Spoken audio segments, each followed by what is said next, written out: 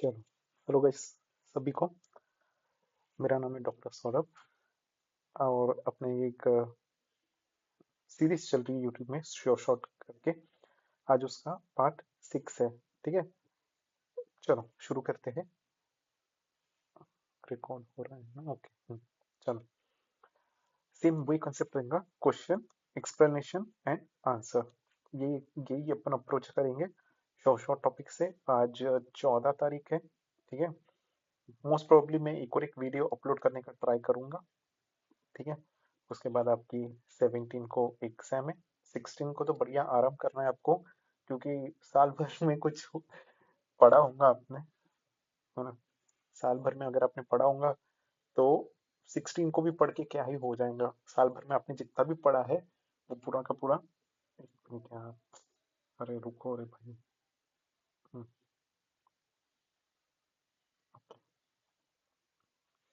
चलो, तो ठीक है, तो 14 को अच्छे से पढ़ना है अपने को, 15 को अच्छे से पढ़ना है और 16 को क्या करने का है अपने को? 16 को बढ़िया आराम करने का है। आराम मतलब ये नहीं कि अपने कुछ भी नहीं पढ़ेंगे। आज से आप एक अप्रोच कर लो कि मेरे को बराबर मतलब 11 बजे तक को तो मुझे सोना ही है। 11 बजे तक तो मुझे सोना ही है रात के। बस इतना अप्रोच रखो, नहीं तो आप कैसे, आप 3 बजे सो रहे हो, आप 3 बजे सो रहे हो और आप 16 को बोलोगे कि मैं 11 बजे सो जाऊंगी या सो जाऊंगा, नेक्स्ट मॉर्निंग 17 को मैं 6 बजे उठ जाऊंगी।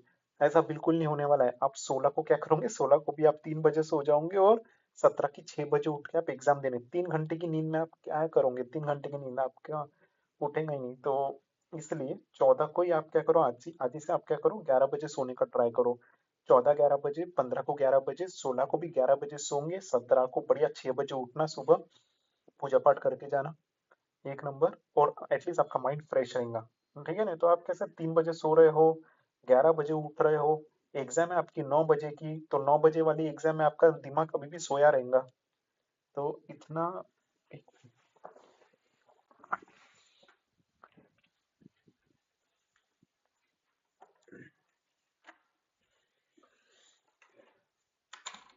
ओके, तो इतना आपका दिमाग काम नहीं करेगा।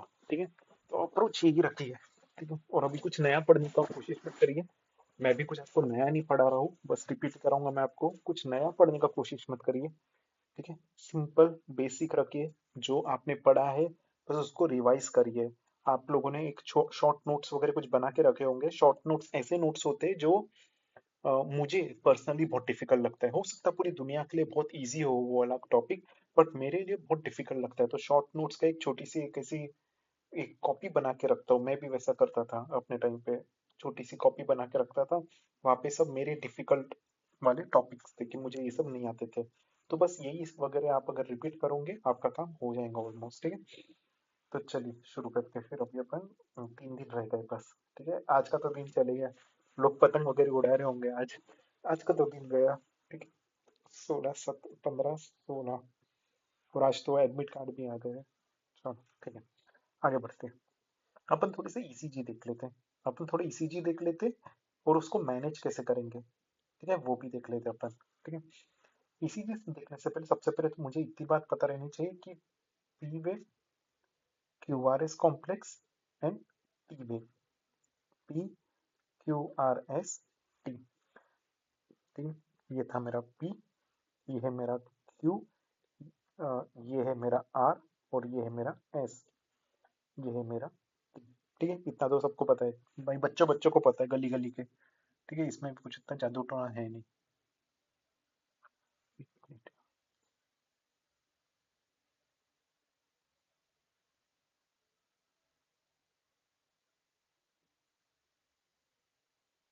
एक मिनट।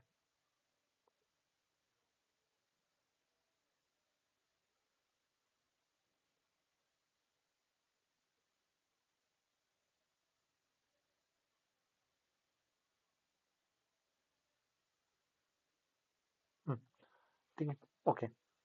इसमें मैंने एक चीज क्या नोटिस करी, पी तो है पॉजिटिव, क्यू क्या होता है? क्यू होता है निगेटिव, आर क्या होता है? पॉजिटिव, और एस क्या होता है? निगेटिव।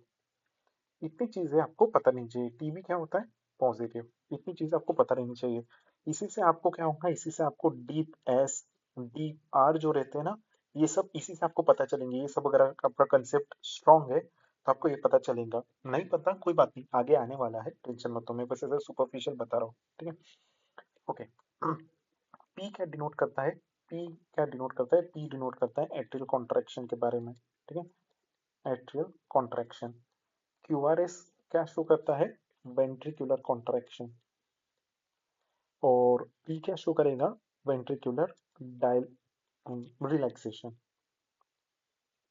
वेंट्रिकुलर रिलैक्सेशन, ठीक है। तो इतनी चीजें तो अपने को पता रहनी चाहिए पी, क्यूआरएस और टी के बारे में। तो जब भी अगर मैं एट्रियल फीब या फिर एट्रियल फ्लटर के बारे में बात करता हूँ, हमेशा it will correspond to P wave. हमेशा ऐसा पता चलेगा कि पी वेव में कोई तो भी प्रॉब्लम आ सकती है, लेकिन क्यूआरएस जो रहेगा वो नॉर्मल रहने वाला है, क्योंकि क्यूआरएस तो वेंट्रिकुलर है। प्रॉब्लम किसका हो रहा है, एट्रियल का प्रॉब्लम हो रहा है। तो क्यूआरएस कैसा रहेगा, क्यूआरएस नॉर्मल रहेगा, क्योंकि क्यूआरएस रिस्पॉन्स टू वेंट्रिकुलर, ठीक है। ये सब चीजें याद रखना है अपने को। अब आप देख सकते हो यहाँ पे क्या है, क्यूआरएस जो है नॉर्मल है, क्यूआरएस नॉर्मल है, मतलब ये वेंट्रिकुलर का प्रॉब्लम नहीं हुआ, क्योंकि अगर क्यूआरएस एबनॉर्मल रहा रहता मतलब ये वेंट्रिकुलर का प्रॉब्लम रहा रहता। क्यूआरएस नॉर्मल है, और मुझे क्या दिख रही है, मुझे इरेगुलरिटी दिख रही है। मुझे क्या दिख रहा है, इरेगुलर दिख रहा है, इरेगुलर दिख रहा है। तो ये क्या होता है, ये होता है एट्रियल फिब्रिलेशन। एट्रियल फिब्रिलेशन को अपन कैसे पहचानेंगे, इरेगुलरिटी रहेंगी वहां पे, ठीक है, और क्यूआरएस जो रहेगा वो नॉर्मल रहेगा। ऑफ कोर्स क्यूआरएस नॉर्मल है, मतलब वेंट्रिकुलर का कोई प्रॉब्लम नहीं है ये, ठीक है। यहाँ पे भी आप देख सकते हो, ये तो बचपन से पढ़ा है अपन ने, सॉ टूथ के बारे में। सॉ टूथ होता है एट्रियल फ्लटर, एट्रियल फ्लटर होता है, ठीक है। एट्रियल फ्लटर, जैसे कि आप यहाँ पे भी देख सकते हो, सॉ टूथ दिख रहा है, सॉ टूथ दिख रहा है, तो ये भी हो गया एट्रियल फ्लटर, ठीक है। चलो नेक्स्ट, यहाँ पे क्या दिख रहा है मुझे, यहाँ पे मुझे क्यूआरएस तो दिख रहा है, लेकिन क्यूआरएस कैसा दिख रहा है मुझे, नैरो हो गया है क्यूआरएस। क्यूआरएस क्या हो गया है मेरा, नैरो हो गया है। देख सकते हो आप कितना चपटा हो गया है। पी वेव जो है वो एब्सेंट है मेरी, एब्सेंट पी वेव और नैरो क्यूआरएस। ये क्या होता है, it is a classical presentation of PSVT, paroxysmal supraventricular tachycardia, PSVT, ठीक है। क्यूआरएस नैरो होता है और पी वेव एब्सेंट होते हैं, तो ये होता है पीएसवीटी, पैरोक्सिस्मल सुप्रावेंट्रिकुलर टैकीकार्डिया, ठीक है। पैरोक्सिस्मल सुप्रावेंट्रिकुलर टैकीकार्डिया के बारे में अपने को क्या क्या चीजें याद रखनी है, वो है इसका डीओसी। इसका डीओसी क्या है, आईवी अडिनोसिन, ठीक है। और इसके प्रोफिलैक्सिस के लिए क्या देते हैं, प्रोफिलैक्सिस के लिए देते हैं वीरापामिल, ठीक है। प्रोफिलैक्सिस के लिए वीरापामिल, और इसका डीओसी है आईवी अडिनोसिन, ठीक है। तो ये दो चीजें याद रखनी है अपने को, कि पी वेव अगर एब्सेंट हो और क्यूआरएस एकदम ही नैरो हो जाए तो वो होता है ये PSVT. Where S QRS broad हो जाए, क्यूआरएस जो है वो वाइड हो जाए, और मुझे रेगुलर वेव्स मिल रही है, जिस तरह से आप देख सकते हो रेगुलर वेव्स मिल रही है, तो ये क्या हो गया, ये हो गया वेंट्रिकुलर टकीकार्डिया, ये हो गया वेंट्रिकुलर टकीकार्डिया, ठीक, वेंट्रिकुलर टकीकार्डिया। वैसे ही आप यहाँ पे देख सकते हो, जो क्यूआरएस है वो थोड़ा वाइडन हो चुका है। हेलो, हेलो,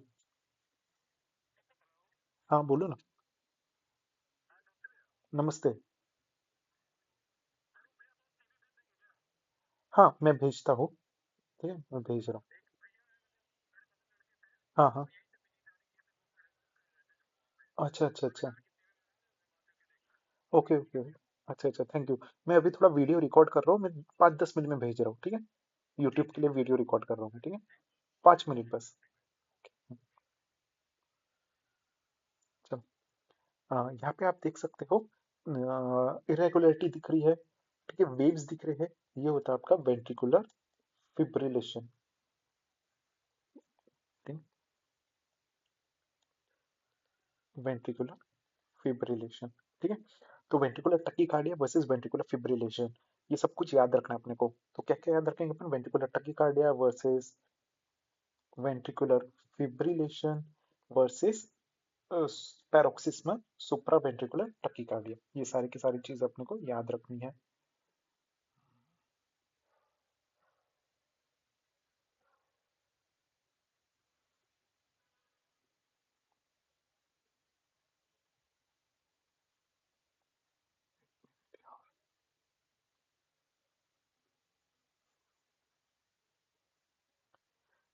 चलो, तो ventricular tachycardia versus ventricular fibrillation versus PSVT, ये तो अपन जान लिए।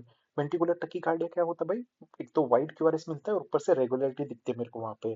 तो वेंट्रिकुलर टकीकार्डिया। पीएसवीटी में क्या मिलता है मुझे? नैरो क्यूआरएस मिलता है और पी वेव एब्सेंट होती है। और वेंट्रिकुलर फिब्रिलेशन तो आपको दिख ही रहा है, उल्टा पुल्टा सब हो गया है। चलो, वेंट्रिकुलर टकीकार्डिया वाला पेशेंट रहा या फिर एसपीएसवीटी का पेशेंट रहा, वेंट्रिकुलर टकीकार्डिया वाला पेशेंट रहा, तो आप इसको ट्रीट कैसे करोगे? ऐसे पेशेंट को आप ट्रीट कैसे करोगे? सबसे पहली बात तो ये है कि मुझे देखना है कि क्या ये स्टेबल पेशेंट है या अनस्टेबल पेशेंट है। अरे भाई, स्टेबल अनस्टेबल में कैसे पहचानूं? स्टेबल और अनस्टेबल में पहचानूंगा हाशिया से। हाशिया से पहचानूंगा मैं। हाशिया, H for hypotension, A for altered mental status, S for shock, I for ischemic discomfort, ischemic chest discomfort या फिर चेस्ट पेन बोल दो आप, चल जाएगा। और ए मतलब एक्यूट हार्ट फेलियर। अगर हाशिया में से कुछ भी एक चीज प्रेजेंट हो तो मैं उस पेशेंट को अनस्टेबल बोल दूंगा। सिंपल।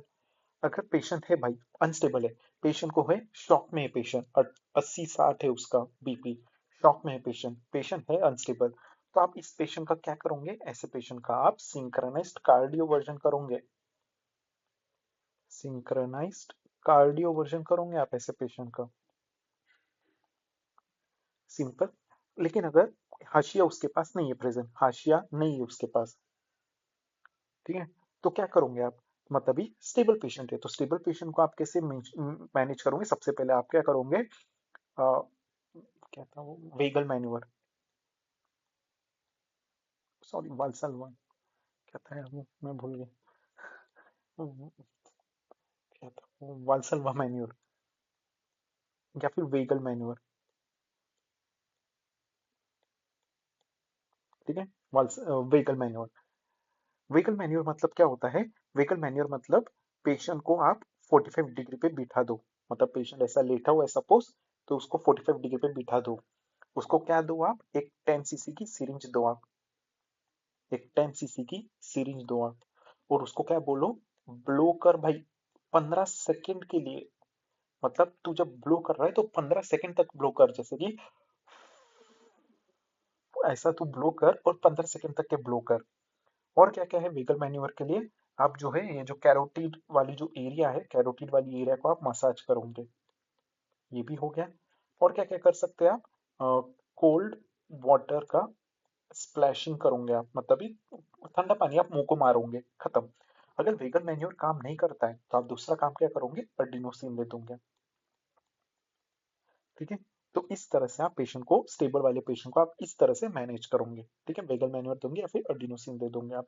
तो कुछ इस तरह से मैनेज होता है अपना वेंट्रिकुलर टकीकार्डिया, ठीक है। वेंट्रिकुलर टकीकार्डिया, हाशिया वगैरह याद रखिए। बहुत बार क्या देता है वो लोग? पीएसवीटी का ईसीजी दे देते हैं, बहुत बार ये उनका कॉमनली आस्क क्वेश्चन है। पीएसवीटी का ईसीजी दे देंगे और पेशेंट को वो लोग हाइपोटेंशन में दिखा देंगे। तो पीएसवीटी का ईसीजी दिखाया और हाइपोटेंशन मतलब अनस्टेबल पेशेंट है, अनस्टेबल पेशेंट है भाई। मैंने पीएसवीटी का तो डीओसी क्या पढ़ा था? आईवी अडिनोसिन। चलो, आईवी अडिनोसिन एक मार्क तो पक्का है भाई अपने। लेकिन गधो देखो तो सही, हाइपोटेंशन में पेशेंट मतलब अनस्टेबल है, अनस्टेबल में आप दवाई नहीं देते, अनस्टेबल में आप क्या करोगे? Synchronised cardioversion. अनस्टेबल में आप क्या करोगे? सिंक्रोनाइज्ड कार्डियोवर्जन, ठीक है। तो इसलिए आप ये देखना जरूरी है, हाशिया देखना कितना जरूरी है, देख लिया आपने। हाशिया देखना बहुत जरूरी है, ठीक है। चलो, आगे बढ़ते हैं नेक्स्ट। हाँ, ये तो वही हो गया, ये हो गया, ये हो गया, ठीक है। ये भी हो गया अपना। ये देखो, ये पीएसवीटी था अपना, बढ़िया सुंदर सा पीएसवीटी है। ये मोस्ट कॉमनली यही फोटो आती है, मोस्ट कॉमनली यही फोटो पूछते हैं वो लोग, ठीक है। तो टेंशन ना लीजिए। हाँ, अच्छा ये रह गया था। आप देख सकते हो एक QRS normal, abnormal, normal, abnormal, normal, abnormal. तो इसको अपन क्या कहते हैं? इसको अपन कहते हैं वेंट्रिकुलर बाइजेमिनी। इसको अपन क्या बोलेंगे? वेंट्रिकुलर बाइजेमिनी। बाई जेमिनी कैसे बताएंगे भाई? जैसे कि नॉर्मल प्लस वन कर देंगे अपन। कितने नॉर्मल कितने एबनॉर्मल आ रहे? एक नॉर्मल एक एबनॉर्मल, एक नॉर्मल एक एबनॉर्मल, एक नॉर्मल आ रहा ना, तो एक नॉर्मल प्लस वन क्या हो जाएंगे? दो। एक नॉर्मल प्लस वन कितना हो जाएगा? दो। तो बाई जेमिनी। लेकिन अगर मैंने बोला दो नॉर्मल एक एबनॉर्मल, दो नॉर्मल एक एबनॉर्मल, दो नॉर्मल एक, दो नॉर्मल, फॉर्मूला क्या है? Normal plus one. तो कितने नॉर्मल थे? दो नॉर्मल थे। तो two normal plus one is three, तो वेंट्रिकुलर ट्राइजेमिनी हो जाएगा। समझा? नहीं समझा? रुको फोटो देख लो फिर। नहीं समझा तो फोटो देख लो। ठीक है, जैसे कि आप देख सकते हो, दो नॉर्मल एक एबनॉर्मल, दो नॉर्मल क्यूआरएस एक एबनॉर्मल क्यूआरएस। तो कितने नॉर्मल है भाई? नॉर्मल दो है। तो फॉर्मूला क्या है? नॉर्मल प्लस वन, टोटल कितना हो गया? थ्री। तो ऐसी चीज को अपन क्या कहेंगे? वेंट्रिकुलर ट्राइजेमिनी। वेंट्रिकुलर ट्राइजेमिनी। ठीक है, चलो आगे बढ़ते। नेक्स्ट। हम्म चलो, सभी को पता होगा ये एम शेप है। ठीक है, ओके। हाँ, पता होगा ये सभी को।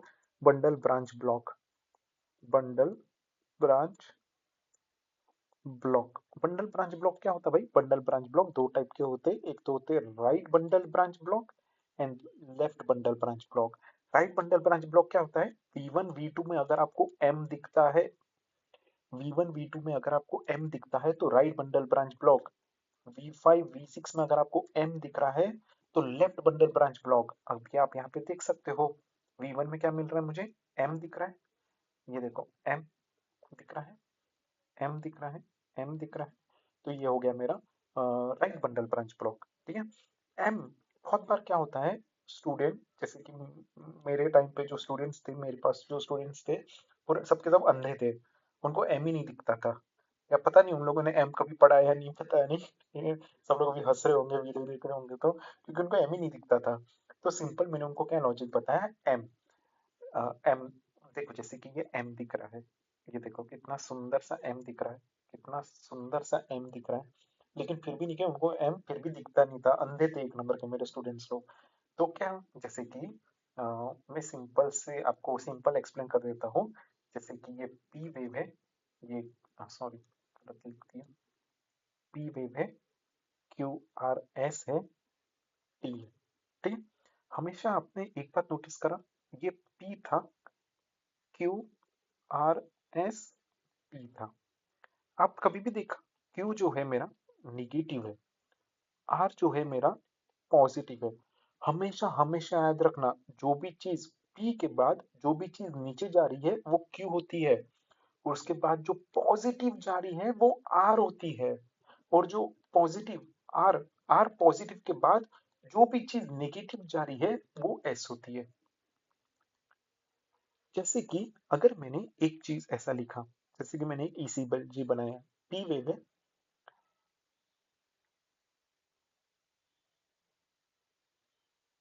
ऐसा, और ये तो टी है।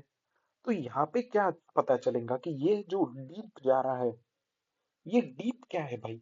या क्या ये डीप क्यू है, आर है, या एस है? सबसे पहली बात तो डीप क्यू है, डीप आर है, डीप एस है। हमेशा याद रखना, क्यू हमेशा निगेटिव होता है, आर हमेशा पॉजिटिव होता है, एस हमेशा निगेटिव होता है। याद रखना, यहाँ पे तो सिर्फ ये डायरेक्ट निगेटिव चले गया, पॉजिटिव तो कुछ है ही नहीं। तो आर ये कभी हो ही नहीं सकता, क्योंकि आर हमेशा हमेशा याद रखना, आर हमेशा पॉजिटिव होता है। निगेटिव में क्या रहता है?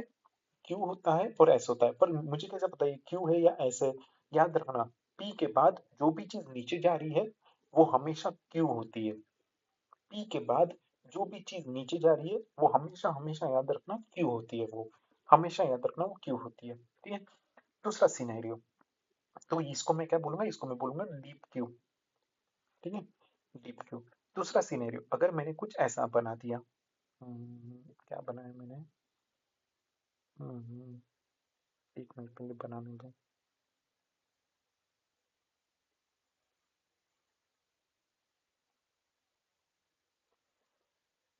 हम्म, अब ये क्या है? ये कौन सा डीप है भाई?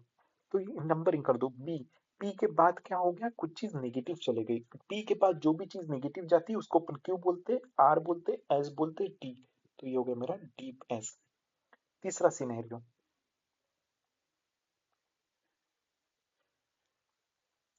अब ये क्या हुआ भाई, अब ये क्या हुआ, ये कौन सा डीप हुआ। देखो, आप तो बोलोगे कि पी के बाद आया ना, तो ये क्यू हो गया। नहीं भाई, देखो, पी के बाद एक मुझे एलिवेशन दिख रहा है, और ये क्यू आर एस में से, क्यू आर एस में से ऐसा कौन सा एलिवेशन, मतलब पॉजिटिव, ऐसी कौन सी चीज है जो पॉजिटिव जाती है। आर, आर एक ऐसी चीज है जो पॉजिटिव जाती है। हो ऑफ कोर्स पता है छोटू सा है, लेकिन है तो सही पॉजिटिव। पॉजिटिव है तो मैंने इसको आर बोल दिया। अब आप बोलोगे आर के पहले तो क्यों आता है, क्यों नहीं दिख रहा तो बुक में डाल दो उनको, क्यों दिख ही नहीं रहा मेरे को, जान दो उसको गड्ढे में डालो, क्यों दिख ही नहीं रहा तो क्यों जबरदस्ती करने का। अब मैंने क्या पढ़ा है, आर के बाद जो भी चीज निगेटिव जाती है उसको मैं एस बोलता हूँ, तो एस लिख दिया। तो ये हो गया डीप एस। इस तरह से अपन पहचानेंगे कि डीप क्यू कैसे होता है, डीप एस कैसे होता है। तो डीप क्यू डीप एस के मैं फिर से एक बार बना देता हूँ। अ, कुछ इस तरह से होता है डीप क्यू, कुछ इस तरह से होता है डीप क्यू। क्यों, क्योंकि पी के बाद जो भी चीज नीचे जाती है उसको मैं कहता हूँ क्यू। तो ये हो गया डीप क्यू। सिंपल है भाई।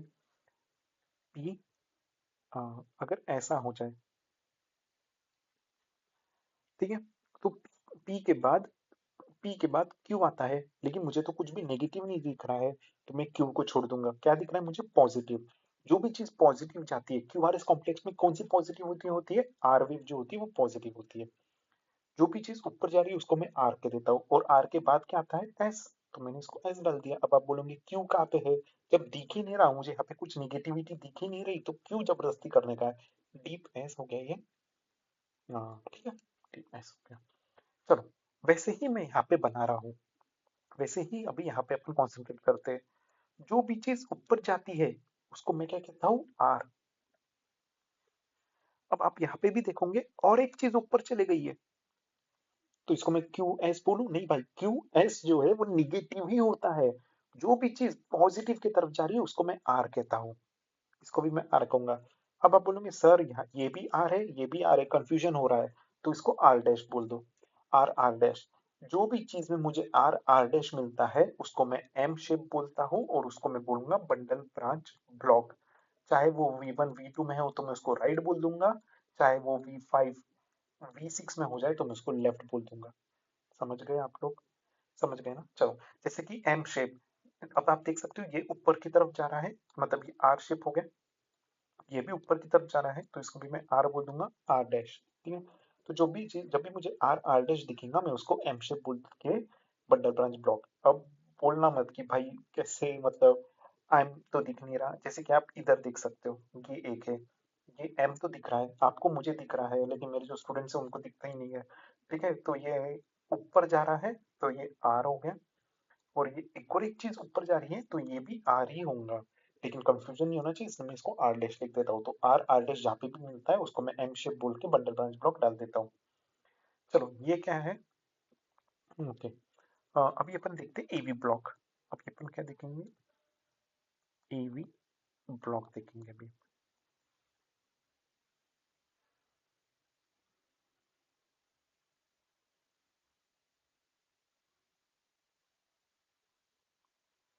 हम्म,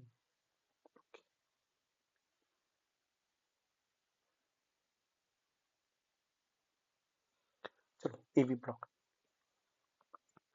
सबसे पहली बात तो मुझे ये पी है, ठीक है, पी के बाद जो भी चीज नीचे जाती है उसको मैं क्यू बोलता हूँ, क्यू के बाद जो भी चीज पॉजिटिव जा रही है उसको मैं आर बोलता हूँ, आर के बाद जो भी चीज, आर के बाद जो भी चीज नेगेटिव जा रही है उसको मैं एस बोलता हूँ, फिर टी, फिर P Q R S T. चलो, ये तो सब सही चला रहा है अपना। लेकिन जो पी आर इंटरवल होता है, जो भी पी आर इंटरवल होता है वो कितना होता है, पी आर इंटरवल 0.12 सेकेंड होता है। ठीक है, 0.12 सेकेंड। अब आप कैसे पहचानोगे कि 0.12 सेकेंड कैसे होता है, क्या होता है। अ, अभी अपन गिनेंगे कैसे, जैसे कि पी से लेके आर इंटरवल, ये कितना होता है, 0.12 सेकेंड। लेकिन अगर ये पी क्यू इंटरवल जो sorry P R interval more than 0.2 second हो जाए, मतलब ही more than 0.2 zero point sorry 0.2 second से ज्यादा हो जाए तो मैं इसको बोल दूंगा एवी ब्लॉक। नहीं समझा, मैं एक बार बता देता हूँ आपको। ठीक है, जो पी आर इंटरवल होता है ना, जो भी पी आर इंटरवल होता है ना, पी आर इंटरवल जो होता है 0.12 से 0.2 सेकेंड्स तक के होता है, 0.12 से 0.2 सेकेंड्स तक के होता है पी आर इंटरवल। लेकिन अगर P R interval more than 0.2 second हो जाए तो इसको मैं क्या करूंगा, ए बी ब्लॉक कह दूंगा मैं। ठीक है, इसको मैं क्या कहूंगा, ए बी ब्लॉक। अब देखते हैं, अब ये बॉक्सेस या फिर सेकेंड्स कैसे काउंट करने का है। कैसे काउंट करेंगे, पहले तो एक स्मॉल बॉक्स की वैल्यू जाननी है अपने को। एक स्मॉल बॉक्स की वैल्यू क्या होती है, 0.04 सेकेंड। ठीक है, 0.2 सेकेंड मतलब 0.20, मतलब कितने स्मॉल बॉक्स हो गए ये हो गए मेरे 5 स्मॉल बॉक्स। 5 स्मॉल बॉक्स कितने होते हैं, 5 स्मॉल बॉक्स आर 0.2 सेकेंड्स। तो सिंपल मैं ये कह सकता हूँ एवी ब्लॉक के बारे में, मैं ये कह सकता हूँ अगर मोर देन 5 स्मॉल बॉक्स हो जाए, अगर मोर देन 5 स्मॉल बॉक्स दिख रहे हैं मुझे पी और आर के बीच में, मोर देन 5 स्मॉल बॉक्स दिख रहे हैं तो मैं इसको बोल दूंगा एवी ब्लॉक। खत्म काम। अब अपन देखते हैं इधर कितने स्मॉल बॉक्स है, 1 2 3 4 5 6 7, 7.5। ठीक है, कितने हैं, 7.5 है। अपनी क्राइटेरिया कहती अगर मोर देन 5 स्मॉल बॉक्स हो गए तो मैं उसको कर दूंगा एवी ब्लॉक। अब अपन सेकंड थोड़ी ना काउंट करते बैठेंगे, थोड़ा सा मैच्योरिटी से देखो। अगर मोर देन 5 स्मॉल बॉक्स हो गए तो मैं उसको कह दूंगा एवी ब्लॉक। ठीक है, चलो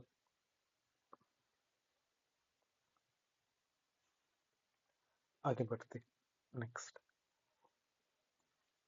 एवी ब्लॉक की भी डिग्रीज होते हैं, जैसे कि AV block first degree, AV block first degree. सबसे पहली बात इसमें क्या देखना है अपने को, सबसे पहली बात जो दूर से अपने को दिखती है वो क्या है, all Q R S present. Very important, EV block first degree के बारे में कि all Q R S present. और क्या होता है, P R interval more than 0.2 seconds, more than 0.20 seconds या फिर 0.2 सेकेंड्स। अगर ये क्राइटेरिया मुझे मिलती है तो एवी ब्लॉक फर्स्ट डिग्री। जैसे कि आप यहाँ पे देख सकते हो, all Q R S present, all Q R S present plus AV जो पी आर इंटरवल है मोर देन 0.2 सेकेंड है, मोर देन 0.2 सेकेंड मतलब मोर देन 5 स्मॉल बॉक्सेस। तो इसको मैं क्या कहूंगा, एवी block first degree.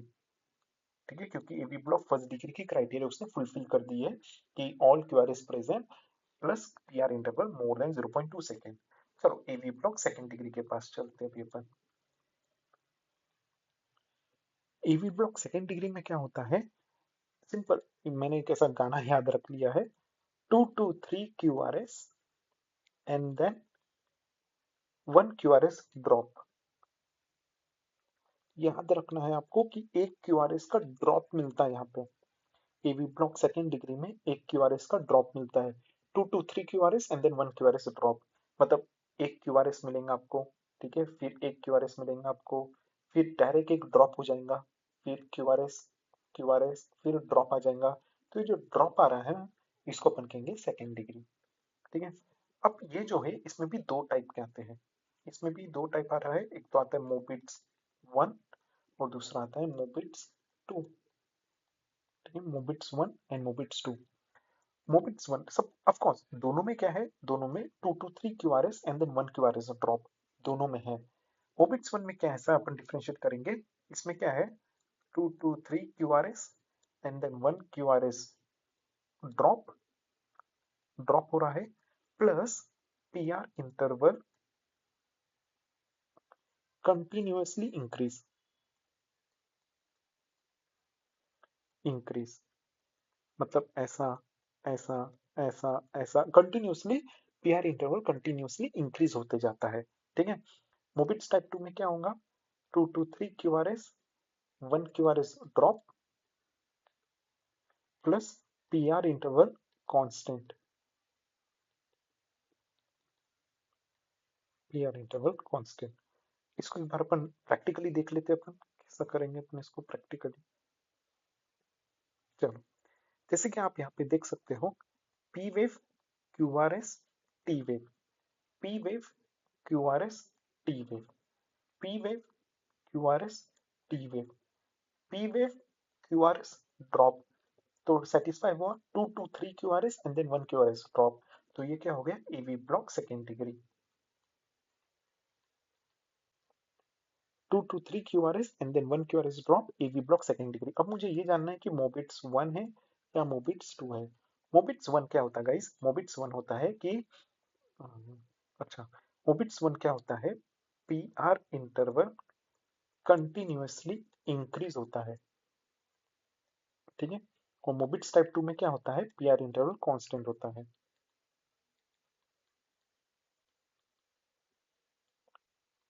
P R interval constant होता है। जैसे कि आप यहाँ पे देख सकते हो, जो पी आर इंटरवल है इतना है, ठीक है, इतना है, नेक्स्ट इतना है, नेक्स्ट इतना है, नेक्स्ट में तो ड्रॉप है। तो आप देख सकते हो तीनों के तीनों जो पी आर इंटरवल है सेम है। तो आप ये मत बोलना कि ये मतलब ये 5 स्मॉल बॉक्स से तो ज्यादा नहीं है। वो 5 स्मॉल बॉक्स वाला दूसरा है भाई, दूसरा है, फर्स्ट डिग्री का है। यहाँ पे मुझे ड्रॉप दिख रहा है, ड्रॉप मतलब सेकेंड डिग्री हो गया। और आप देख सकते हो पीआर इंटरवल सेम है कि नहीं, ऑफकोर्स सेम है। अगर पीआर इंटरवल कांस्टेंट है तो मैं इसको AV block second degree Mobitz 2 कह दूंगा, मोबिट्स 2 कह दूंगा, ठीक है। अब थोड़ा सा आगे चलते हैं अभी अपन। जैसे कि यहाँ पे अभी आप देख सकते हो, P wave, sorry, Q R S, T wave, P wave, Q R S, T wave, P wave, Q R S, T wave, P wave, Q R S drop. तो 2 to 3 Q R S and then 1 Q R S drop, it is A V block second degree. चलो, क्या ये मोबिट्स 1 हुआ, क्या ये मोबिट्स 2 हुआ, देखते हैं अभी अपन। देखो पी आर इंटरवल कितना है, इतना है। पी आर इंटरवल यहाँ पे कितना है, थोड़ा बड़ा हो गया। पी आर इंटरवल यहाँ पे क्या हो गया, और बड़ा हो गया। तो P R interval continuously increasing, it is in Mobitz 1। तो ये क्या हो गया, A V block second degree Mobitz 1। समझ गए, V block second degree Mobitz 1। बहुत इजी है, ज्यादा कुछ इसमें जादू टोना है नहीं, ठीक है, बहुत इजी है। चलो आगे बढ़ते हैं नेक्स्ट।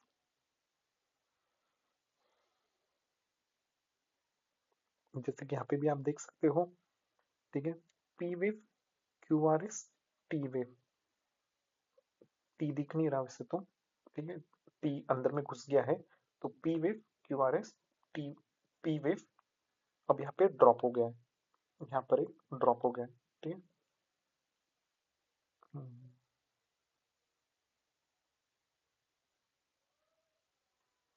एक मिनट, हाँ, प्लस यहाँ पे क्या है, P R interval, P R interval same है।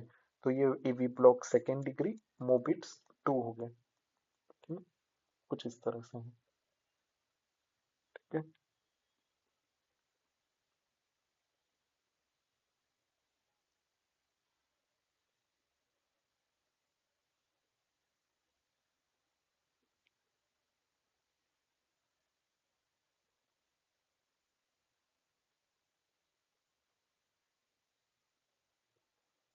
चलो, ये एक नया है, ये क्या है, A V block third degree. इसके लिए मैंने गाना क्या याद रखा है, 2 P and then 1 Q R S, 2 P and then 1 Q R S, 2 P and then 1 Q R S, 2 P and then 1 Q R S. जहाँ पे भी आपको ये सिनेरियो दिखे कि 2 P and then 1 Q R S, 2 P and then 1 Q R S, direct आपको third degree mark करने का है। जैसे कि आप देख सकते हो, 2 P 1 Q R S, 2 P 1 Q R S, 2 P 1 Q R S, 2 P 1 Q R S, 2 P 1 Q R S, 2 P 1 Q R S, 2 P, ठीक है। तो जहाँ पे मैं आपको 2 P and then 1 Q R S देखिए, AV block, of course AV block third degree के बारे में बहुत सारे लोग अलग अलग चीजें कहते हैं, जैसे कि पी और क्यू आर एस का कोई रिलेशन नहीं होता है, ठीक है। लेकिन पीपी इंटरवल और क्यू आर एस का जो इंटरवल होता है वो सेम होता है। अरे ये क्या बोल दिया भाई तूने। चलो, P and Q R S का कोई रिलेशन नहीं होता है, मतलब पी वेव के बाद क्यू आर एस आता है, फिर पी वेव के बाद क्यू आर एस आता है, ऐसा कोई रिलेशन नहीं है। पी के बाद कुछ भी नहीं आ रहा है, पी के बाद एक क्यूआरएस आ रहा है, पी के बाद कुछ भी नहीं, पी के बाद एक क्यूआरएस, देख रहे हो कुछ रिलेशन नहीं है, पी और क्यूआरएस का कोई रिलेशन नहीं है। एक मिनट, पी और क्यूआरएस का कोई रिलेशन नहीं है, लेकिन पीपी इंटरवल और क्यूआरएस क्यूआरएस इंटरवल सेम होता है। जैसे कि पीपी का जो इंटरवल है, क्यूआरएस क्यूआरएस का जो इंटरवल है वो सेम होता है। जैसे कि क्यूआरएस क्यूआरएस का इंटरवल, क्यूआरएस क्यूआरएस का इंटरवल सेम है, पीपी का इंटरवल सेम होता है, पीपी का इंटरवल सेम होता है। ठीक है, तो ऐसा कुछ सिनेरियो है इसका एवी ब्लॉक थर्ड डिग्री का। आई होप आप लोगों को समझ में आ गया होगा, AV block first degree, second degree, third degree. चलो आगे बढ़ते हैं। जैसे कि आप देख सकते हैं यहाँ पे एस टी एलिवेशन आ गया भाई, एस टी एलिवेशन आ गया है, तो ये हो गया एम आई, एम आई। ठीक है, डिफरेंस बिटवीन इसके में एम आई क्या होता है, इसके में जो होता है वो low blood supply to tissue, heart के टिश्यू को लो ब्लड सप्लाई। लेकिन इस्कीमिया क्या होता है, मायोकार्डियल इस्कीमिया क्या होता है, सॉरी मायोकार्डियल इंफाक्शन क्या होता है, डेथ ऑफ टिश्यू, टिश्यू मर गया है। ठीक है, मतलब वो नेक्रोसिस हो गया है वहाँ पे। ठीक है, ऐसा पढ़ लो आप। ठीक है, तो एम आई, तो और एम आई के बारे में और क्या क्या आता है, एम आई के बारे में लोकेशन आते हैं कि कौन कौन से लोकेशन में, सेप्टल, एंटीरियर, लेटरल, इंफीरियर, कौन से लोकेशन में है। तो याद रखना है कि एक निमोनिक है जिसका नाम है साली, साला साली। तो S for septal wall M I, A for anterior wall M I, L for lateral wall M I for inferior wall M I. ठीक है, तो एम आई याद रखने का है। याद कैसे करेंगे अपन, septal wall M I is, अगर V1 V2 में अगर मुझे एस टी एलिवेशन दिखता है तो मैं सेप्टल वॉल एम आई कर दूंगा। V3 V4 में अगर मुझे एस टी एलिवेशन दिखता है तो मैं एंटीरियर वॉल एम आई कर दूंगा। V5 V6 में अगर मुझे एस टी एलिवेशन दिखता है तो मैं लेटरल वॉल एम आई कर दूंगा। V5 V6 AVL, क्योंकि लेटरल की बात हो रही है ना इसलिए AVL भी डालना जरूरी है। तो V5 V6 AVL में अगर एस टी एलिवेशन दिख रहा है तो लेटरल वॉल एम आई। और इंफीरियर आई, रोमन नंबर आई के बाद क्या आता है, Roman number 2, Roman number 3, AVF। ठीक है, तो 2 3 AVF, वो हो गया इंफीरियर वॉल एम आई। अब पूछते हैं कि एंटीरियर वॉल एम आई है तो कौन सी वाली आर्टरी का प्रॉब्लम आया होगा, कौन सी वाली वेसल। लेटर वॉल एम आई में कौन सी वेसल का प्रॉब्लम आता है, इंफीरियर वॉल एम आई में कौन सी वेसल का बॉल आता है। तो एक गाना याद रखने का एंटीरियर के लिए LAD LCX RCA, LAD LCX RCA, LAD LCX RCA, septal के लिए पता नहीं क्या होता है तो, लेकिन एंटीरियर के लिए LAD LCX RCA, LAD LCX RCA, LAD LCX, LAD LCX RCA, LAD LCX RCA, LAD LCX RCA, LAD LCX RCA, LAD LCX RCA, गाना याद रख लो। ठीक है, ये गाना है, याद रखो, लेड LCX RCA। ठीक है, याद रखना, मैं आपको बता रहा हूँ ये जो चीज है ना, लेड LCX RCA, जब भी आप इन फ्यूचर अगर MD करते हो और अगर आपको ये लेड LCX RCA आती है, आपका जो सीनियर रहेगा बहुत खुश होगा आपसे, बहुत ज्यादा खुश होंगे वो। अगर वो पूछे आपसे कि इंटर वॉल एम आई है तो कौन सी वाली वेसल का प्रॉब्लम आता है, तो अगर आपने बोला RCA का प्रॉब्लम आता है, अरे बाप रे वो बहुत खुश हो जाएंगे। क्योंकि मैं बता रहा हूँ आपको, JR जो होते हैं ना, JR लोग जो होते हैं वन वगैरह, उनको भी नहीं आता ये सब चीजें। मतलब मतलब उतना नहीं आता, मतलब उन्होंने पढ़ा भी होगा लेकिन भूल गए होंगे। लेकिन ये एक ऐसी चीज है जो आपको लाइफ टाइम मरते दम तक के याद रखनी है। तो अभी से याद रखो, LAD LCX RCA, LAD LCX RCA, अभी से याद रख लो, मरते दम तक याद रखनी है आपको। अगर आपने कार्डियोलॉजी गलती से ले लिया तो भाई ये तो आपको मतलब आखिरी सांस तक के आपको याद रखना पड़ेगा ये सब। लेड LCX RCA, एक होता है posterior wall MI. Posterior wall MI, इसका मतलब क्या है, पोस्टीरियर वॉल की बात हो रही है, इसका मतलब ये हार्ट के पीछे की बात हो रही है। और हार्ट के पीछे में क्या आप कोई वो चेस्ट लीड लगाते हो, ना भाई कैसे लगाएंगे, मतलब पूरा हार्ट खोल के पीछे जाके चेस्ट लीड लगोगे, ऐसा तो हो ही नहीं सकता। तो पोस्टीरियर वॉल एमआई को मैं कैसे आइडेंटिफाई करूं। एक बात याद रखना है आपको कि वो चेस्ट, सॉरी, हार्ट के पीछे साइड में होता है पोस्टीरियर वॉल, मतलब हार्ट का पिछला साइड, वहां पे तो मैं चेस्ट लीड लगा नहीं सकता हूँ। तो जो भी चेस्ट लीड में रीडिंग आएंगी ना, रिवर्स आएंगी। अगर चेस लीड में रिवर्स रीडिंग आती है तो मैं बोलूंगा पोस्टिव वॉल एमआई। अरे ये क्या बोल दिया यार, कुछ नहीं समझा, 2 मिनट समझा देता हूँ।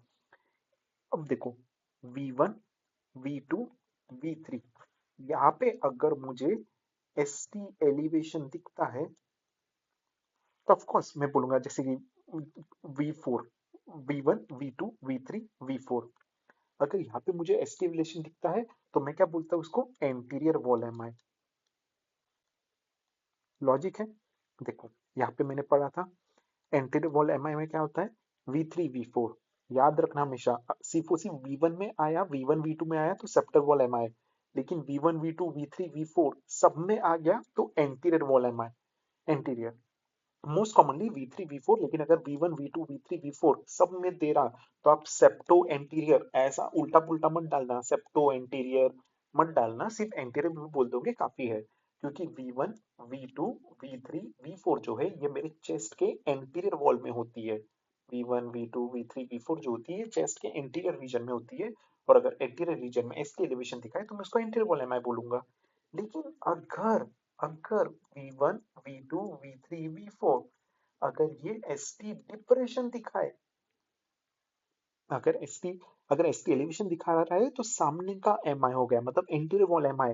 लेकिन अगर एस टी डिप्रेशन दिखा रहा है तो इसको अपन कहेंगे posterior wall M I. I hope अभी आपको क्लियर हो गया होगा जो मैं यहाँ पे बोल रहा था कि रिवर्स के बारे में, आई होप अभी आपको क्लियर हो गया होगा। ठीक है, एंटीरियर एंड पोस्टीरियर, क्योंकि एस टी डिप्रेशन मतलब उल्टा, उल्टा मतलब पीछे का प्रॉब्लम हो गया है। ठीक है, तो कुछ इस तरह से अपना था ये स्टोरी। क्वेश्चन पूछा जाता है एक एक मतलब दवाई लेके चले जाओ एमआई के लिए, जब भी आप इन फ्यूचर इंटरव्यू के लिए जाओगे। ऑफकोर्स अभी आप पास करोगे, उसके बाद आप इंटर्नशिप करोगे। इंटर्नशिप के दौरान अगर आपको पूछा गया कि कोई एमआई का पेशेंट है तो सबसे पहले आप क्या करोगे, सबसे पहले आप क्या करोगे, आपके सामने ईसीजी आ गई, ईसीजी में एमआई दिख गया, आपकी जमीन फट गई, आपकी पूरी की पूरी जमीन दो टुकड़े में फट गई आपकी, तो आप क्या करोगे, ऐसे वाले पेशेंट को डायरेक्ट आप कैथ लैब में भेजोगे। ऑफ कोर्स सर मैं कैथ लैब में तो भेजूंगा, लेकिन उसके पहले भी मैं कोई दवाइयाँ दूंगा, जैसे कि च्यूवेबल एस्पिरिन दूंगा मैं। ये बहुत मतलब ये ऑफ कोर्स एफएमजी में नहीं आने वाला है, बट फिर भी मैं आपको इन लॉजिकल बता रहा हूँ मैं आपको। एस्पिरिन देते हैं अपन 300 mg, वो भी च्यूवेबल देते हैं ताकि वो जो चेस्ट पेन वगैरह हो रहा है ना पेशेंट को, चेस्ट पेन वगैरह हो रहा है वो सब कम हो जाएगा। ठीक है, अपन क्लोपिडोग्रेल भी दे सकते हैं, क्लोपिडोग्रेल देते हैं अपन, और वो भी देते हैं अपन क्या बोलते हैं उसको, अरे यार मुंह में नहीं आ रहा, स्टैटिन्स, सॉरी, स्टैटिन्स देते हैं अपन उसको।